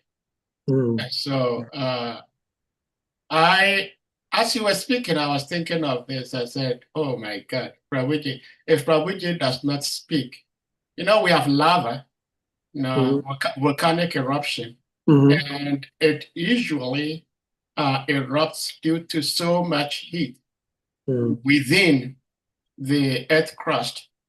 And what if you do not share, at some point, probably you're going to be imploded, and we don't want any implosion. So it's so beautiful that you can share. You can share so that you create some space. You have to write your poetry book, Prabhu. You have to write your poetry book. Well, thank you so much, Prabhu. In fact, Shravara Prabhu, thank you so much for the question, because it is a possibility and a likelihood that some devotees may feel like, oh, I do not know much, I cannot speak like this, therefore I'm not a devotee. But thank you so much for the beautiful explanation. And then devotees, if anyone has something else to ask or to share. One other clarification, Prabhu. Yes. That's that anytime any Vaishnava is speaking, the Vaishnava will think, which is why we do a Mangalacharan previous to that the actual speaker is their Gurudev, then their Gurudev. And so the Parampara is speaking because that person is Saranagata Parampara. If you think I am speaking, then the Abhiman that I am the speaker will come, and then you'll lose whatever quality of bhakti is there. You understand? Because then you'll have so much pratishta means pride. Oh, I'm speaking. Or kirtan. If you lead kirtan, I'm very singing greatly. Or I'm the best cook. Or if you think I'm guru, like you think I am guru. This is called Guru Abhiman. And this thing is very detrimental to advancing in bhakti. Guru is a saver. Gu Shabdar Andakarasha, Ru Shabdar Andakarasha Niruta. To remove the darkness in the heart of an aspirant is the service called Guru. A sadhu is the person who does that service. But if you think I'm Guru, then you're blocking the flow coming from Parampara and you're tasting everything yourself. This is not Guru. It's also not the Bhagavatam speaker who thinks I'm speaking. Yeah. Well, devotees, please remember this. No question is, excuse me to say, stupid or foolish or childish. Every question is very relevant and important. Prabhuji, I was going to ask this question about, you talked about Gopa mantra. Like those who have second initiation, they chanted that mantra. I understand that this mantra actually is the mantra that the inhabitants of Siddhaloka, Brahmaloka, this is the mantra they chant. Now, I am wondering, why do they chant that mantra and not the Hare Krishna Maha Mantra? Or they chant both the Gopa mantra and the Hare Krishna mantra. Since you explained so beautifully what the Hare Krishna Maha Mantra actually means, is the root cause of everything, because it's the embodiment of Sri Radha Krishna. So why would Brahma, the most intelligent being in our universe, on their planet, be chanting the Gopal mantra? And I'm asking, I don't know if they chant the Hare Krishna mantra, but if they don't, why don't they chant the Hare Krishna Maha Mantra? I have not seen it written that they don't. And the Gopal mantra is the mantra in Brahmlok, because this is the mantra that Brahma realized. Brahma also, does he chant the Hare Krishna mantra, Brahma? Secret here. Can you repeat the question? Yes, does Brahma, how does he chant the Hare Krishna mantra? That I don't know. Who is Haridas Thakur? Oh, okay, yes. You got me. All right. So in his Sadhaka Leela, Brahma comes as Haridas Thakur and shows the glory of Harinam. He's Nam Nishtarup. He's the personification of Nishta and Harinam only. Yeah. Okay. Understand? Yes. Well, okay. Shrimad Prabhu is back, but it's very interesting. I didn't think of Haridas Thakur in my question. Yeah. But it makes a lot of sense. And also remember that our Diksha mantras and Harinam, they're not two separate things. We see them as separate when we're in our sadhaka avast, because we're thinking, I'm doing this mantra to become purified first, as I explained earlier and everything. But really the Nam and the mantra, because the mantras, even our Diksha mantras, they're only composed of Nam. The Gopal mantra, you cannot speak it here, obviously, but if you know it, it's composed of Nam. Yeah. Understand? Yeah. Thank you so much. Shrimad Prabhu, yes, you may unmute. Yeah, Hare Krishna, Prabhu. Yeah, so thank you very much for the answer to my question. Now, the question that Sadi Prabhu is asking has provoked another question in my head. One, so he said, is citing that the Gopa mantra is being chanted in Brahma Lok.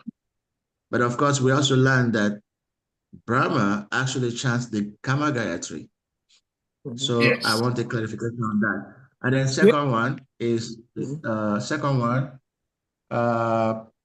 are maybe other groups I would say in India who also criticized the Vaishnavas, saying that the Mahamantra, that the Hare Krishna mantra is the Mahamantra. So they also say that there are other Mahamantra. Actually, they consider the Brahma Gayatri as Mahamantra. Yes, they consider Brahma Gayatri as Mahamantra. So yeah, and then of course the Shivaites also say that the Mitu what do you say? That Shiva mantra, the Mitu Manjana, is also Mahamantra. So we hear Mahamantra being used to qualify different mantras. The Hare Krishna mantra is considered by Vaishnavas Mahamantra. And then there are those who say that the Brahma Gayatri is the Mahamantra. Actually, that most people in India, many other schools of thought in India, consider the Brahma Gayatri as the Mahamantra. So these are my two questions. One is, if the Gopa mantra is what is chanted in Brahma Loka, but Brahma himself chants the Kama Gayatri. So please, can you hear me out? Yeah. So for the first part of the question, it's mentioned in Brahma Samhita, after cultivating tapasya, after surrendering and cultivating bhakti for so many thousands of years, he heard the Gopala mantra from Dibya Saraswati. From chanting of the Gopala mantra, he realized Kam Gayatri. So therefore, in our parampara, these two mantras have always been given. Gopal mantra, the Gopal mantra is to allow you to realize Kam Gayatri. Now, during the time of Mahaprabhu, we did not until the time of Bhaktisiddhanta Saraswati Thakur did we chant Brahma Gayatri. Bhaktisiddhanta Saraswati Thakur gave a very famous lecture to the Smarta Brahmins, who declared that so many different castes of people, how can they be wearing Brahmin threads? How can you consider them Brahmins? How can they worship the deity? So he gave a very famous lecture, which became a book called Brahman and Vaishnav. As part, not only of that, but prior to that, when he instituted the Gaudiya Math, 1921, he gave this Brahma Gayatri to prove that no matter what caste you came from, if you were a Vaishnav, then you're actually a Brahmin. That's why if you look at the pictures of the Parampara, only back to Bhaktisiddhanta Saraswati Thakur, they're wearing a upavit, means a sacred thread.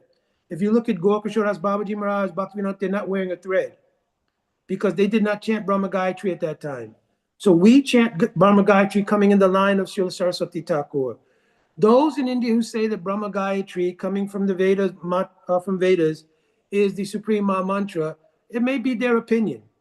But we get the opinion that the Hare Krishna Maha Mantra is the Maha Mantra because Mahaprabhu said it's the Maha Mantra, and he's Bhagavan himself. Because he said it, we accept it. Vishwanath Chakravarti Thakur made a very deep statement. Arajo Bhagavan Vrajesha Tanayas Dhama Brindavana. The last line of this verse says, Shriman Mahaprabhu Matam Idam Na Tatra Adhar Na Paraha. I only respect this opinion of Mahaprabhu. I don't give adar necessarily. Adar means like regard to any opinion that doesn't align with the opinion of Mahaprabhu. Because Mahaprabhu himself is Swayam Bhagavan. He says this is the Maha Mantra. He selected this. We say it's Maha Mantra. So it's not like our word against theirs. It's Bhagavan's words against theirs. And I think I'll take the side of Bhagavan. So the other question, Prabhu, was about the Gopala mantra. Tell me the second part again. Yeah, I think you already explained it. Yeah. Yes. That if in Brahma log they're chanting Yes. Gopa mantra, Yes. Then Brahma chants Kama Gayatri. So you have already explained both, that one leads to the other. Yeah, exactly. So, and actually that's how it is. You know, if you look, there's three kinds of prayers. Jayatam Surato Pangur, then Divyat Brindavan Rani Kalpadruma, Shriman Rasa Saurambi. Each of those prayers goes with one section of the Gopal mantra. Because one section establishes Sambandha, the first part of Gopal mantra. The second part is Abhideya. The third part is the Prayojan. Okay. Hare Krishna. Yeah. Krishna. Pujapad Shanta Maharaj is sitting here with me as well. He's visiting. Oh, Shankar Maharaj is there. Say Haribol. Hare Krishna, Maharaj. Please, our obeisances. All glories to you. All glories to Hare you. Krishna. Hare Krishna for organizing this. Very good. Yeah. Hare So, Krishna. Thank you so much. but yeah, because so many people are on, and so you can't really go into detail so much about the name of the mantras. But I'm giving that for those who have and so forth, and so on, like that. There is one. There is one statement you made a very short while ago, which is so beautiful and a reminder to what my Gurudev once shared with us all. Because there was a time, you remember, in ISKCON, where it was said that no guru should sit on the Vyasasana. And my Gurudev had come to our zone, and he was offered a Vyasasana, and he sat on it. So I was fanning him, and I'm always asking questions, most of the time stupid questions. So somehow I was bold enough to ask him this question, that Gurudev, we are told that no guru should sit on the asana, but you came in here and we offered you the asana, you accepted it, you sitting in here. So his response was that is nonsense. So I actually couldn't complete my question because I was asking and he interrupted. He said, that is nonsense. So I felt I didn't have to continue. And then he urged me to finish my question. So I gathered some mojo and then I completed my question. And he said the same thing, that if one thinks himself as the guru, then it's already fallen. But you are there to represent and receive the offerings of the devotees, and then you pass them on to your guru. And your guru also passes them on all the way till it gets to Krishna. So it's so beautiful to hear such an affirmation from you also. Yeah, Okay, go ahead. I was going to say, actually, that was so powerful because it is nonsense that they had that mentality going, because the asana represents Vyas. Yeah. You understand? So the guru sits on that asana to also break their own idea. If they think I'm guru, oh, now I'm sitting on the seat of Vyas, I'm representing Vyas and Parampara. I'm not representing myself. Yeah. So if the guru goes, okay, I am so high, so humble, I'm not going to sit there, I'll sit somewhere. And so now, rather than taking shelter of Vyasadeva and Parampara, I'll have my own separate seat. Yes, and the seat is for Vyas.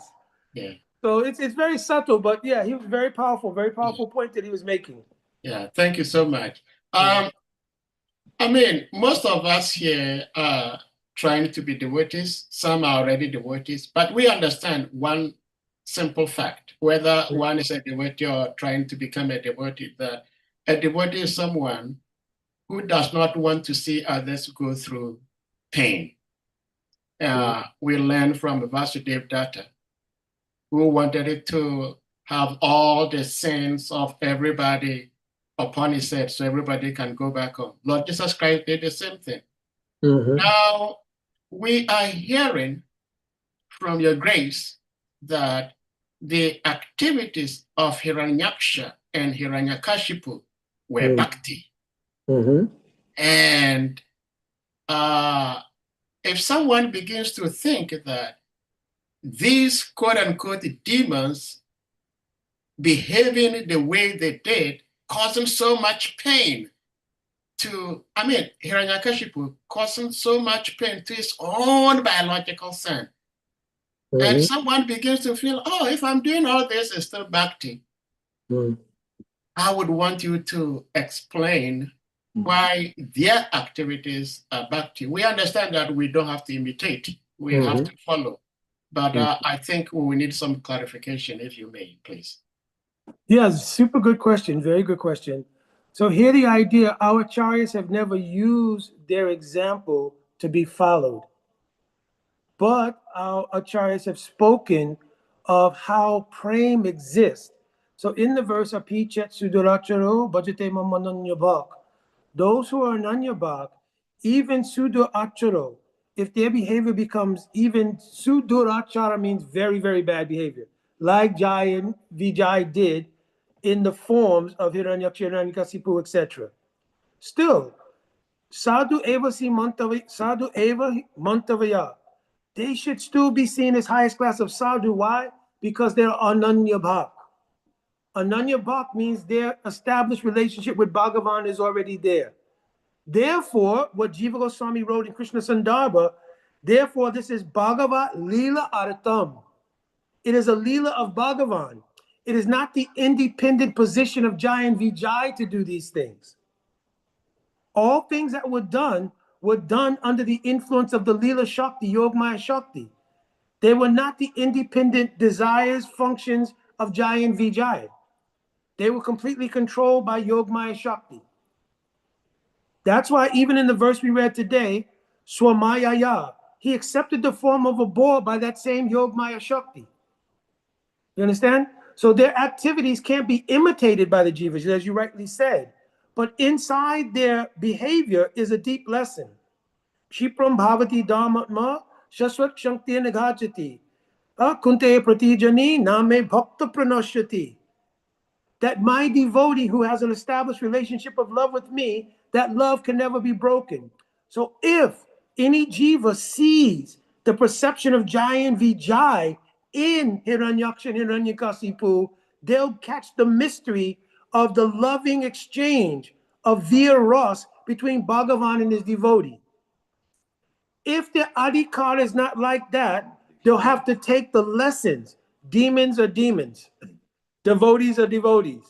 Don't do demon things, do devotee things. They will take the lesson. Prahlad had so much faith in Harinam that did Nrsingadev need to come to protect him? Nrsingadev didn't come to protect Prahlad Maharaj. Because he mentions there, when Hiranyakasipu wanted to kill Prahlad, first he wanted to kill him, and his advisors told him, no, don't do it. Because you're such big, strong king, everybody knows you're famous. What will it look like if you kill a 5-year-old boy who's your own son? So wait till dinner time, just give poison. It will see he died some mysterious way. You understand? So then he went through all kinds of different ways until he became so angry that he just gave up any other attempt and he outright tried to kill him. Now, he also asked, he says to Prahlad Maharaj, is your God, I'm just making a long story short, is he in this pillar? Why did he ask Prahlad, is he in this pillar?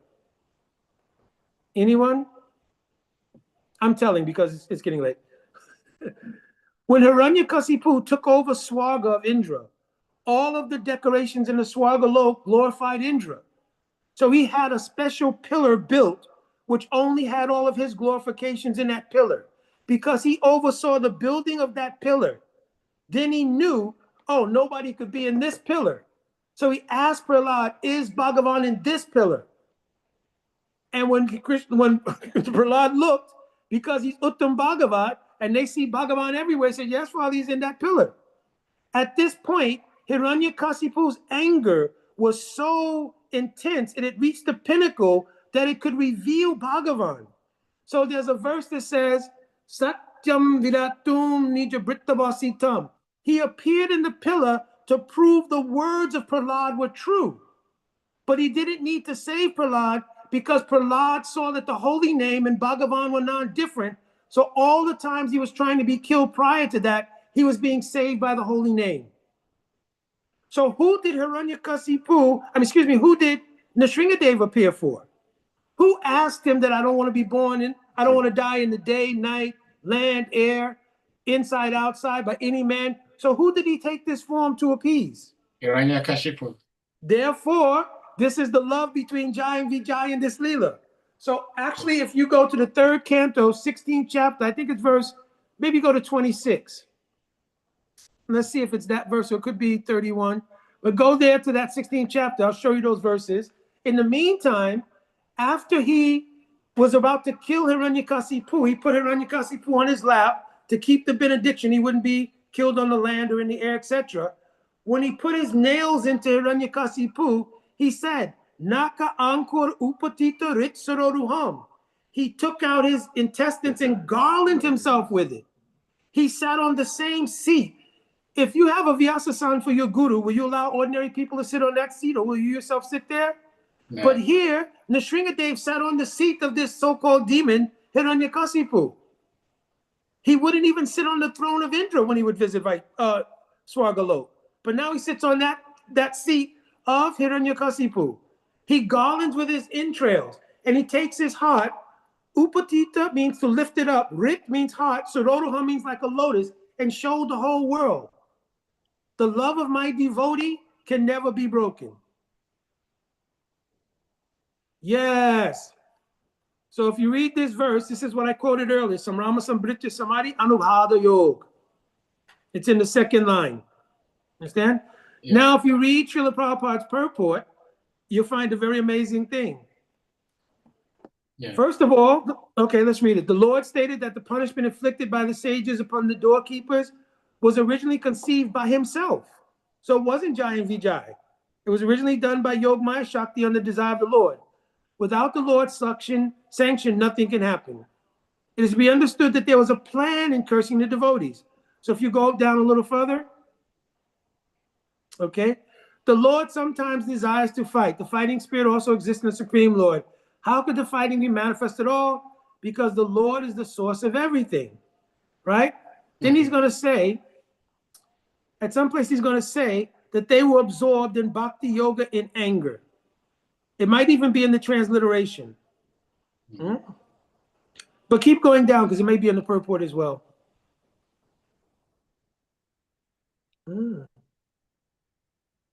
Yeah. Yeah. Well, curse, blah, blah, blah, blah. Therefore, keep going down.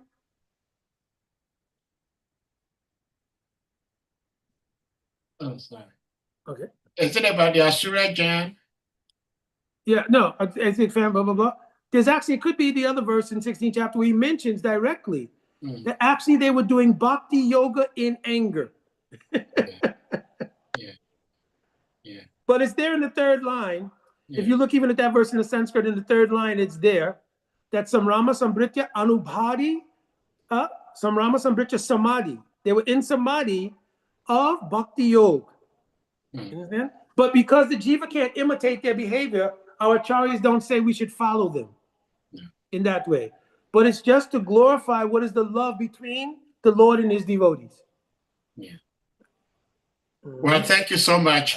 Anyone else with something to ask or to share? Shriman Varaha Prabhu.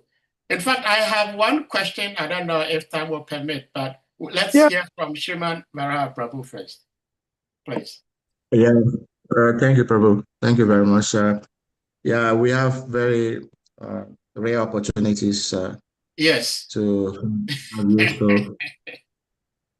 ask questions. So we also hear often that, first, the scripture says that Jai and Vijay decided or chose to come 3 times. Demons, rather than 7 times as devotees. But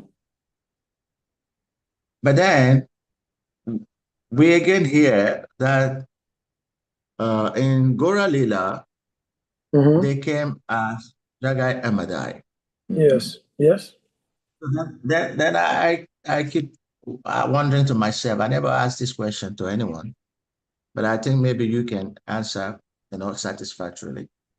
So the scripture says one thing, and then again, seems like something again is contradicting that. I'm sorry, it's not like contradicting in a negative way, but then it's not absolute. The story says they are going to come 3 times as demons. Now this time they came again 4th time. 4th time. So where is that written? Where is that written? How is it corroborated? So anyway, so can you please answer us?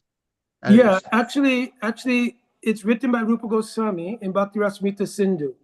So I'm quoting the verse. Prem na eva gopa ramanam kamam iti agamat pratam udavadaya piyetam vajanti bhagavat priya. So vajanti bhagavat priya means the desire of all of the dear devotees of the Lord can be fulfilled in Gaur Leela. The dear devotees of the Lord meant Hanuman, who came as Murari Gupta. You understand? Jai and Vijay came as Jagai Madai, because they came into Gaur Leela as a special mercy of Mahaprabhu to taste the intensity of the highest kind of love. Because in their particular rasas, like in Vaikuntha or in Ram Leela, the highest expression of love has not been displayed yet until we get to Krishna Leela. So those devotees, Prem Naiva Goparamanam Kamam Ityagamak Patam, they'll get to taste that in the form of the Sankirtan Ras Leela in the courtyard of Srivas,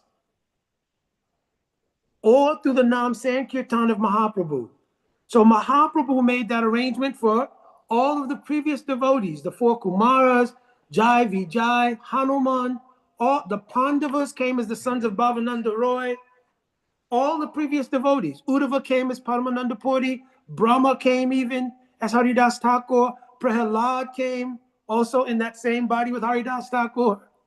You understand? So he wanted to give all of those devotees the taste of the intensity of what Braj Prem is like. He did that in the form of Mahaprabhu. Because remember, Mahaprabhu says, Anarpita Chirim Charakunurvati Nakalo, Samutpaitam Unata Ujwal Rasa, so Bhakti Sriyam. He would give the highest type of praying in his Leela. So this is why Jai and Vijay were invited by special invitation to come to this Gaur Leela. It's not that also every time that the doorkeepers Jai and Vijay come, Vishnu Chakravarti Thakur and also Jiva Goswami is mentioned, they don't always come every time this Leela takes place. Sometimes it's ordinary Jivas. The reason that they decided to take the 3 births as demons is because that was the desire of the Lord. Originally, they had stopped Lakshmi Devi from coming into the quarters of Narayan. Lakshmi Devi in her mind, she didn't curse them, but in her mind, it says by Acharyas, she thought about cursing them. So when the Lord gave them an option, he wanted to prove that the desire in the heart of a devotee is always for the service of the Lord. So he said you could take 7 births as devotees. Now, if they had taken 7 births as devotees, they're pure devotees. What's the difference between Vaikuntha and here? Narayan, what is that verse? Narayana Parayana Save Nakutasya Sabibhyati. Swaga Naraka, what is it? Swarga Apavaga Narakeshu Api Tulatradashana. For devotees, if they're here, if they're in Vaikuntha, they're always absorbed in the bliss of bhakti. You understand? So therefore, to show that they would rather take a difficult situation in order to please the Lord who had the desire to fight. Because remember, the Lord says this was originally ordained by me. So because they wanted to please their Lord, said whatever your desire is. So therefore, they took 3 births as obviously Hiranyaksha, Hiranyakasipu, Ravan, Kumbhakarna, Shishupal, Dantavakra. Beautiful. Well, Hare Krishna. Thank you, Shivara Prabhu. Well, Prabhuji, I have one last question. I promise this will be my last question. Well, the question is this, and I'm happy you are here. When I was a little child, I was always amazed how my older siblings could understand which shoes goes on my what particular foot, because I sometimes will put the right shoes on my left foot, and left shoes on my right foot, and I was always getting them confused. But I was surprised by older siblings; they would come and then they'll correct me. And those years, I used to wonder, how is it that I cannot get it, but they can? Mhm. And so in the same way, I am sitting here and I am wondering in my childish mind, how is it possible? And I know that whatever we are reading from the scriptures is not mythology. They really happened. But how is it possible? How do I understand? And how do I explain to others who are not yet devotees also understand that this Hiranyaksha had so much power to uplift this entire earth? Two questions.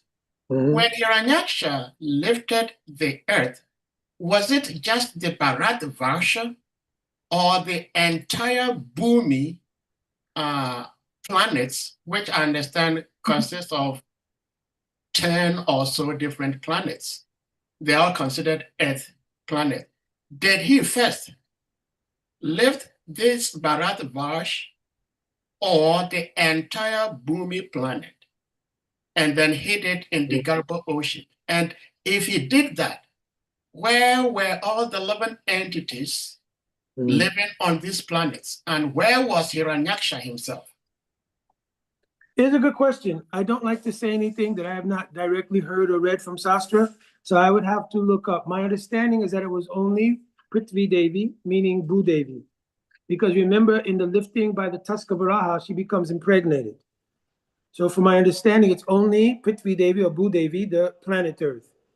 So I could look in the commentaries of 5th Canto and see if there's anything related to Bhumandal as a whole. And from what I understand, the nature of Yogmaya Shakti creates what's called Prakosh. Prakosh means chambers of a Leela. So it is possible that all the living entities on the planet at that time, though being submerged, have no consciousness of being submerged in the ocean. They, being not in the Prakosh of this Leela of the battle between Hiranyaksha and Hiranyakasipu, they've taken shelter of a Prakosh in which they think they're still in their ordinary situation. Every Leela has different chambers. They're called Prakosh or Prakash. Like the example of it is given in the 11th canto when Narada Muni visits Krishna in Dwarka. And in one palace he sees he's taking dinner, in another palace he's doing his morning thing, another palace he's playing with children. This was to show Leela Prakosh, how Krishna simultaneously has many Leelas going on, and the person who does that is the Yogmaya Shakti. Just like in the 10th canto, it mentions that those gopis, like who are Nityasiddha gopis, they never actually marry husbands. They never at the house of their husbands, but they stay in a prakosh in which they think they're married and with husbands. And actually, for even the Southern Siddha gopis, for some of them, Yogamaya Purnamasi made duplicates and sent those to the homes of the husbands. So when the night of Ras Leela was called for, the husbands thought, oh, our wives are here at home. They haven't gone anywhere. So these are called prakosh within a Leela. And this is all the function of Yogmaya Shakti. So I will confirm it because I don't like to speak anything that I've not directly heard or read in Sastra. Yeah, well, thank you so much. So please permit me, I will be staying on top of this with you, with your grace, because we would like to know. I did some readings. Some say it's just this Bharat Vash. Others say it's the entire. Yes. Yeah, I will look it up. So we would like to know. Thank you so much. Yeah, And one thing before we go, I'd yes. be remiss if I didn't do that because the book team worked very hard on this. I finally was able to get one book published with the help of many very sweet devotees. Some are even on here now. And it was a book on the teachings regarding Sambandha, Abhideya, and Prayojan. So it's a very small book, as you can see. The idea was that we wanted something that devotees would be able to carry around with them if they wanted to, so forth. But it gives the explanation of how these three principles permeate the whole practice of bhakti. They're in our mantras, they're in our practice daily, everything. So it's available on Amazon now. So devotees can go to Amazon. The title is Sambandha, Abhideya, and Prayojan. And obviously it's by myself. Mukunda Das Adhikari is written there, and so forth. So devotees can go, and I think, by mercy of Guru and Gauranga, I try to encapsulate many things. And in the second section are so many verses that explain the things I'm talking about here. Yeah. So even you'll have a verse reference, personal verse reference for so many things. Great. So Great. if you like, you can go and get one from Amazon there. Okay. Thank you so much. We really love your presentation. Ishara Prabhu, yes, please. Yes, sir. I Ishara don't know how Prabhu is in to. the building. Yeah, I'm there. Yeah. I just never know how to put on this hand sign. Oh, okay. Yes, please go ahead. I'm still trying to figure it out. He said he didn't know how to do the hand emoji. Yeah, go ahead. So anyway, I'm very, very happy that Mukunda Prabhu is on you're able to get him on the platform. So I hope he will come more often and the devotees will have much more to gain from that. So just one quick comment. I think Brother Prabhu was asking about this if the knowledge is really necessary in order to cultivate back. I mean, if I get it correct. And like in Bhagavatam says that Vasudeva Bhagavati Bhakti Yuga Prayojita Janatiya Suvaraga Ganatiya Dayatukam. Therefore, when he's actually cultivating bhakti, the outcome of that is knowledge and vairagya, which means the more one is situated in bhakti, the more knowledge, the more knowledge comes, and then the more vairagya also comes. And you can see all of our acharyas, yet every single one of them, even though many of them, even though they may not preach too much, but they're still full of divya, full of transcendental knowledge. Even though we even say that Gokusha Maharaj, he was an illiterate, but it never happened to him. But it's not like it wasn't. It's just a simple word we say, we're full of so many meanings. So I think it's all those. I think those who are really serious in bhakti, they will never say that, oh, maybe this knowledge is not necessary. So we should actually appreciate those devotees who are able to articulate those this transcendental knowledge by which we can actually take advantage of. So that's one thing, Maharaj. Sahaprabhu, also one last thing, then Maharaj wants to mention some. But if you can go to verse 31, I found that verse I was thinking of. And Prabhupada's purport is right in the beginning. 16? Yeah, 16. So it's going to be 3:16:31. Okay. Yeah, because sometimes it bugs me if I can't find exactly where the verse is. And also the Srila Vallabhacharya, one of the Vaishnavacharya, the Vallabh Sampradaya, in their platform is that the Lord himself, in order to facilitate his own Leela, so he create like the devotees and the demons. So which means both demons and the devotees, they are creation of the Lord himself to facilitate its own Leela. I mean, we find that just like I think another Muni, who was in the 7th canto Bhagavatam, he was actually praising the demon. He was saying that the demons, they are so God conscious, Krishna conscious, that we wish that we could be like them. He said that because, for example, he's talking about how Kashipu or Kamsa, how they are actually 24 100% Krishna conscious, because they're always thinking of Krishna. Of course, they think about how to kill Krishna, not favorable. Like Kubja also. But they're always thinking. They're always Krishna conscious. Yeah. Yeah. So, Prabhuji, you can go right to the beginning of the purport, the very beginning of the purport. Okay. Yeah. Yes, right there. The Supreme Personality of Godhead advises to your people. Jai and Vijay, that by dint of bhakti yoga in anger, they would be delivered from the curse of the Brahmins. Yes. So the angrier they became, the more their bhakti was increasing. That's why when Hiranyakasipu hit the pinnacle of his anger, or Hiranyaksha hit the pinnacle of their anger, at that time their bhakti was fully manifest. At that time, the Lord would kill them. Wow. This is so beautiful. Of course, we studied the Bhagavatam in chronological order, so obviously we read this, but my brain is so porous. It went out. And also, I didn't sorry, remember. just one more comment. Yes. In the book I'm currently compiling, Yeah. the Bhaktamala.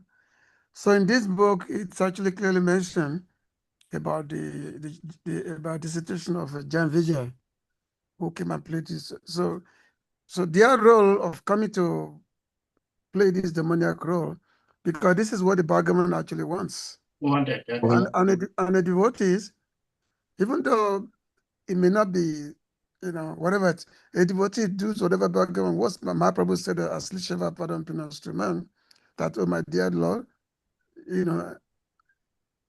whatever it is, whatever is, what's that verse, that famous Sisasta verse, Asli Sheva Padam Pinastruman, that whatever pleases you, that's what that was what I would do. So that's exactly it's explained how Jan Vijay, because when the Kumaras came to curse them, they would have easily counter curse. They are more powerful than the Kumaras. Oh, come on. They are the Vaikuntha. They are more powerful. Plus, they're the Lord Parshada. They are the Lord's associates. So they're much more powerful than the Kumaras. But they will have counter curse easily. Yes. But this is the Lord, this is the Lord's own doing. And that's why when there's the altercation going on between the Kumaras and the Jan Vijay, Narayana was smiling with Lakshmi, was smiling. He was saying it was like he was having fun. See what is going on. Listen, Ishwar, that's why you have to finish the Symphony of Commentaries, because in Sanskrit it's there, so the ones who could read Sanskrit, you could read them. You've done the 10th canto. You have to do the other ones, Prabhu, because so much of these things Maharaj was just, Santa Maharaj was mentioning, our acharyas have given so much of this stuff for us. It's like amazing. So you have a whole... Very, very soon, I'm going to be releasing a first volume of Bhaktamal. That book is what everybody should try to get. That's all. Talk about devotees. Yeah, very nice. The first volume will be coming out, and that first volume is about 800 pages. Yeah. But you still got to do the rest of the Symphony of Commentaries. So there's going to be 4 volumes. There's going to be 4 volumes like that of the Bhaktamal. So, all right, Prabhuji. I think Maharaj wanted to say something. It's okay. He was talking about that it's very important for us to be able to have access to the books of the acharyas. They've written so many things. Yeah. Like many of the things I'm speaking, Srila Prabhupada, I've already mentioned before in that verse in Adi Leela 2:117, how much importance Srila Prabhupada gave. And if you look throughout Srila Prabhupada's writings, even in the very first verse, he quotes Vishwanath Chakravarti Thakur, this and that. And now Srila Prabhupada was so merciful. He just put it all together in a synopsis and gave it so we can understand it. Because actually, when you read it, it'd be very difficult to understand if Srila Prabhupada had not put it in a way we could digest it. It would never have happened. Thank you so much, Prabhuji. Yes. Dear devotees, we are going to round up. We've been here for more than 2 hours. I didn't realize we've been here for more than 2 hours. Yes. So that is the sign that we were actually relishing what's going on.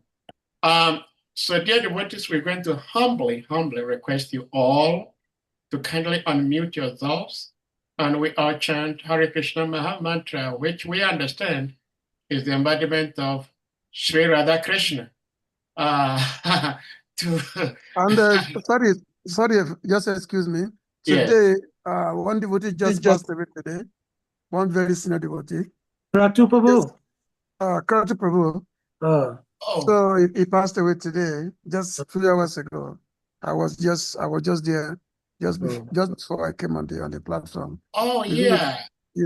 So we just said big blessing for many of us, you know, of course, maybe as old age is there, many devotees. We don't know when our time will come.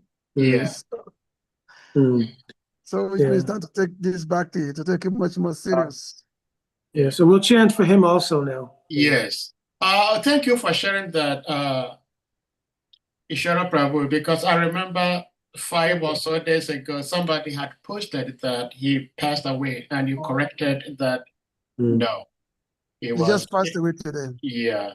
So we're sorry to hear the passing of His Grace Kretu Prabhu, who has done so much amazing service to Shri Prabhupada's mission. And we're sorry only because we're going to be missing his physical association, but we're also glad knowing that he is promoted to a higher, better dimension to continue his service. But as Vaishnavas, we are very much sad to hear of his passing. And with that, like His Grace SRIMAN Mukunda Prabhu shared, we're going to be chanting this Hare Krishna Maha Mantra also in the honor of His Grace Kretu Prabhu. So, dear devotees, please, you may all unmute and we do this together. Jai. Hare Krishna, Hare Krishna, Krishna Krishna, Hare Hare, Hare Rama, Hare Rama, Rama Rama, Hare Hare. Pancha Kalpa Tarabhyascha Kripa Sindhya Evacha Patitana Pavanebhyo Vaishnavabhyo Namo Namaha.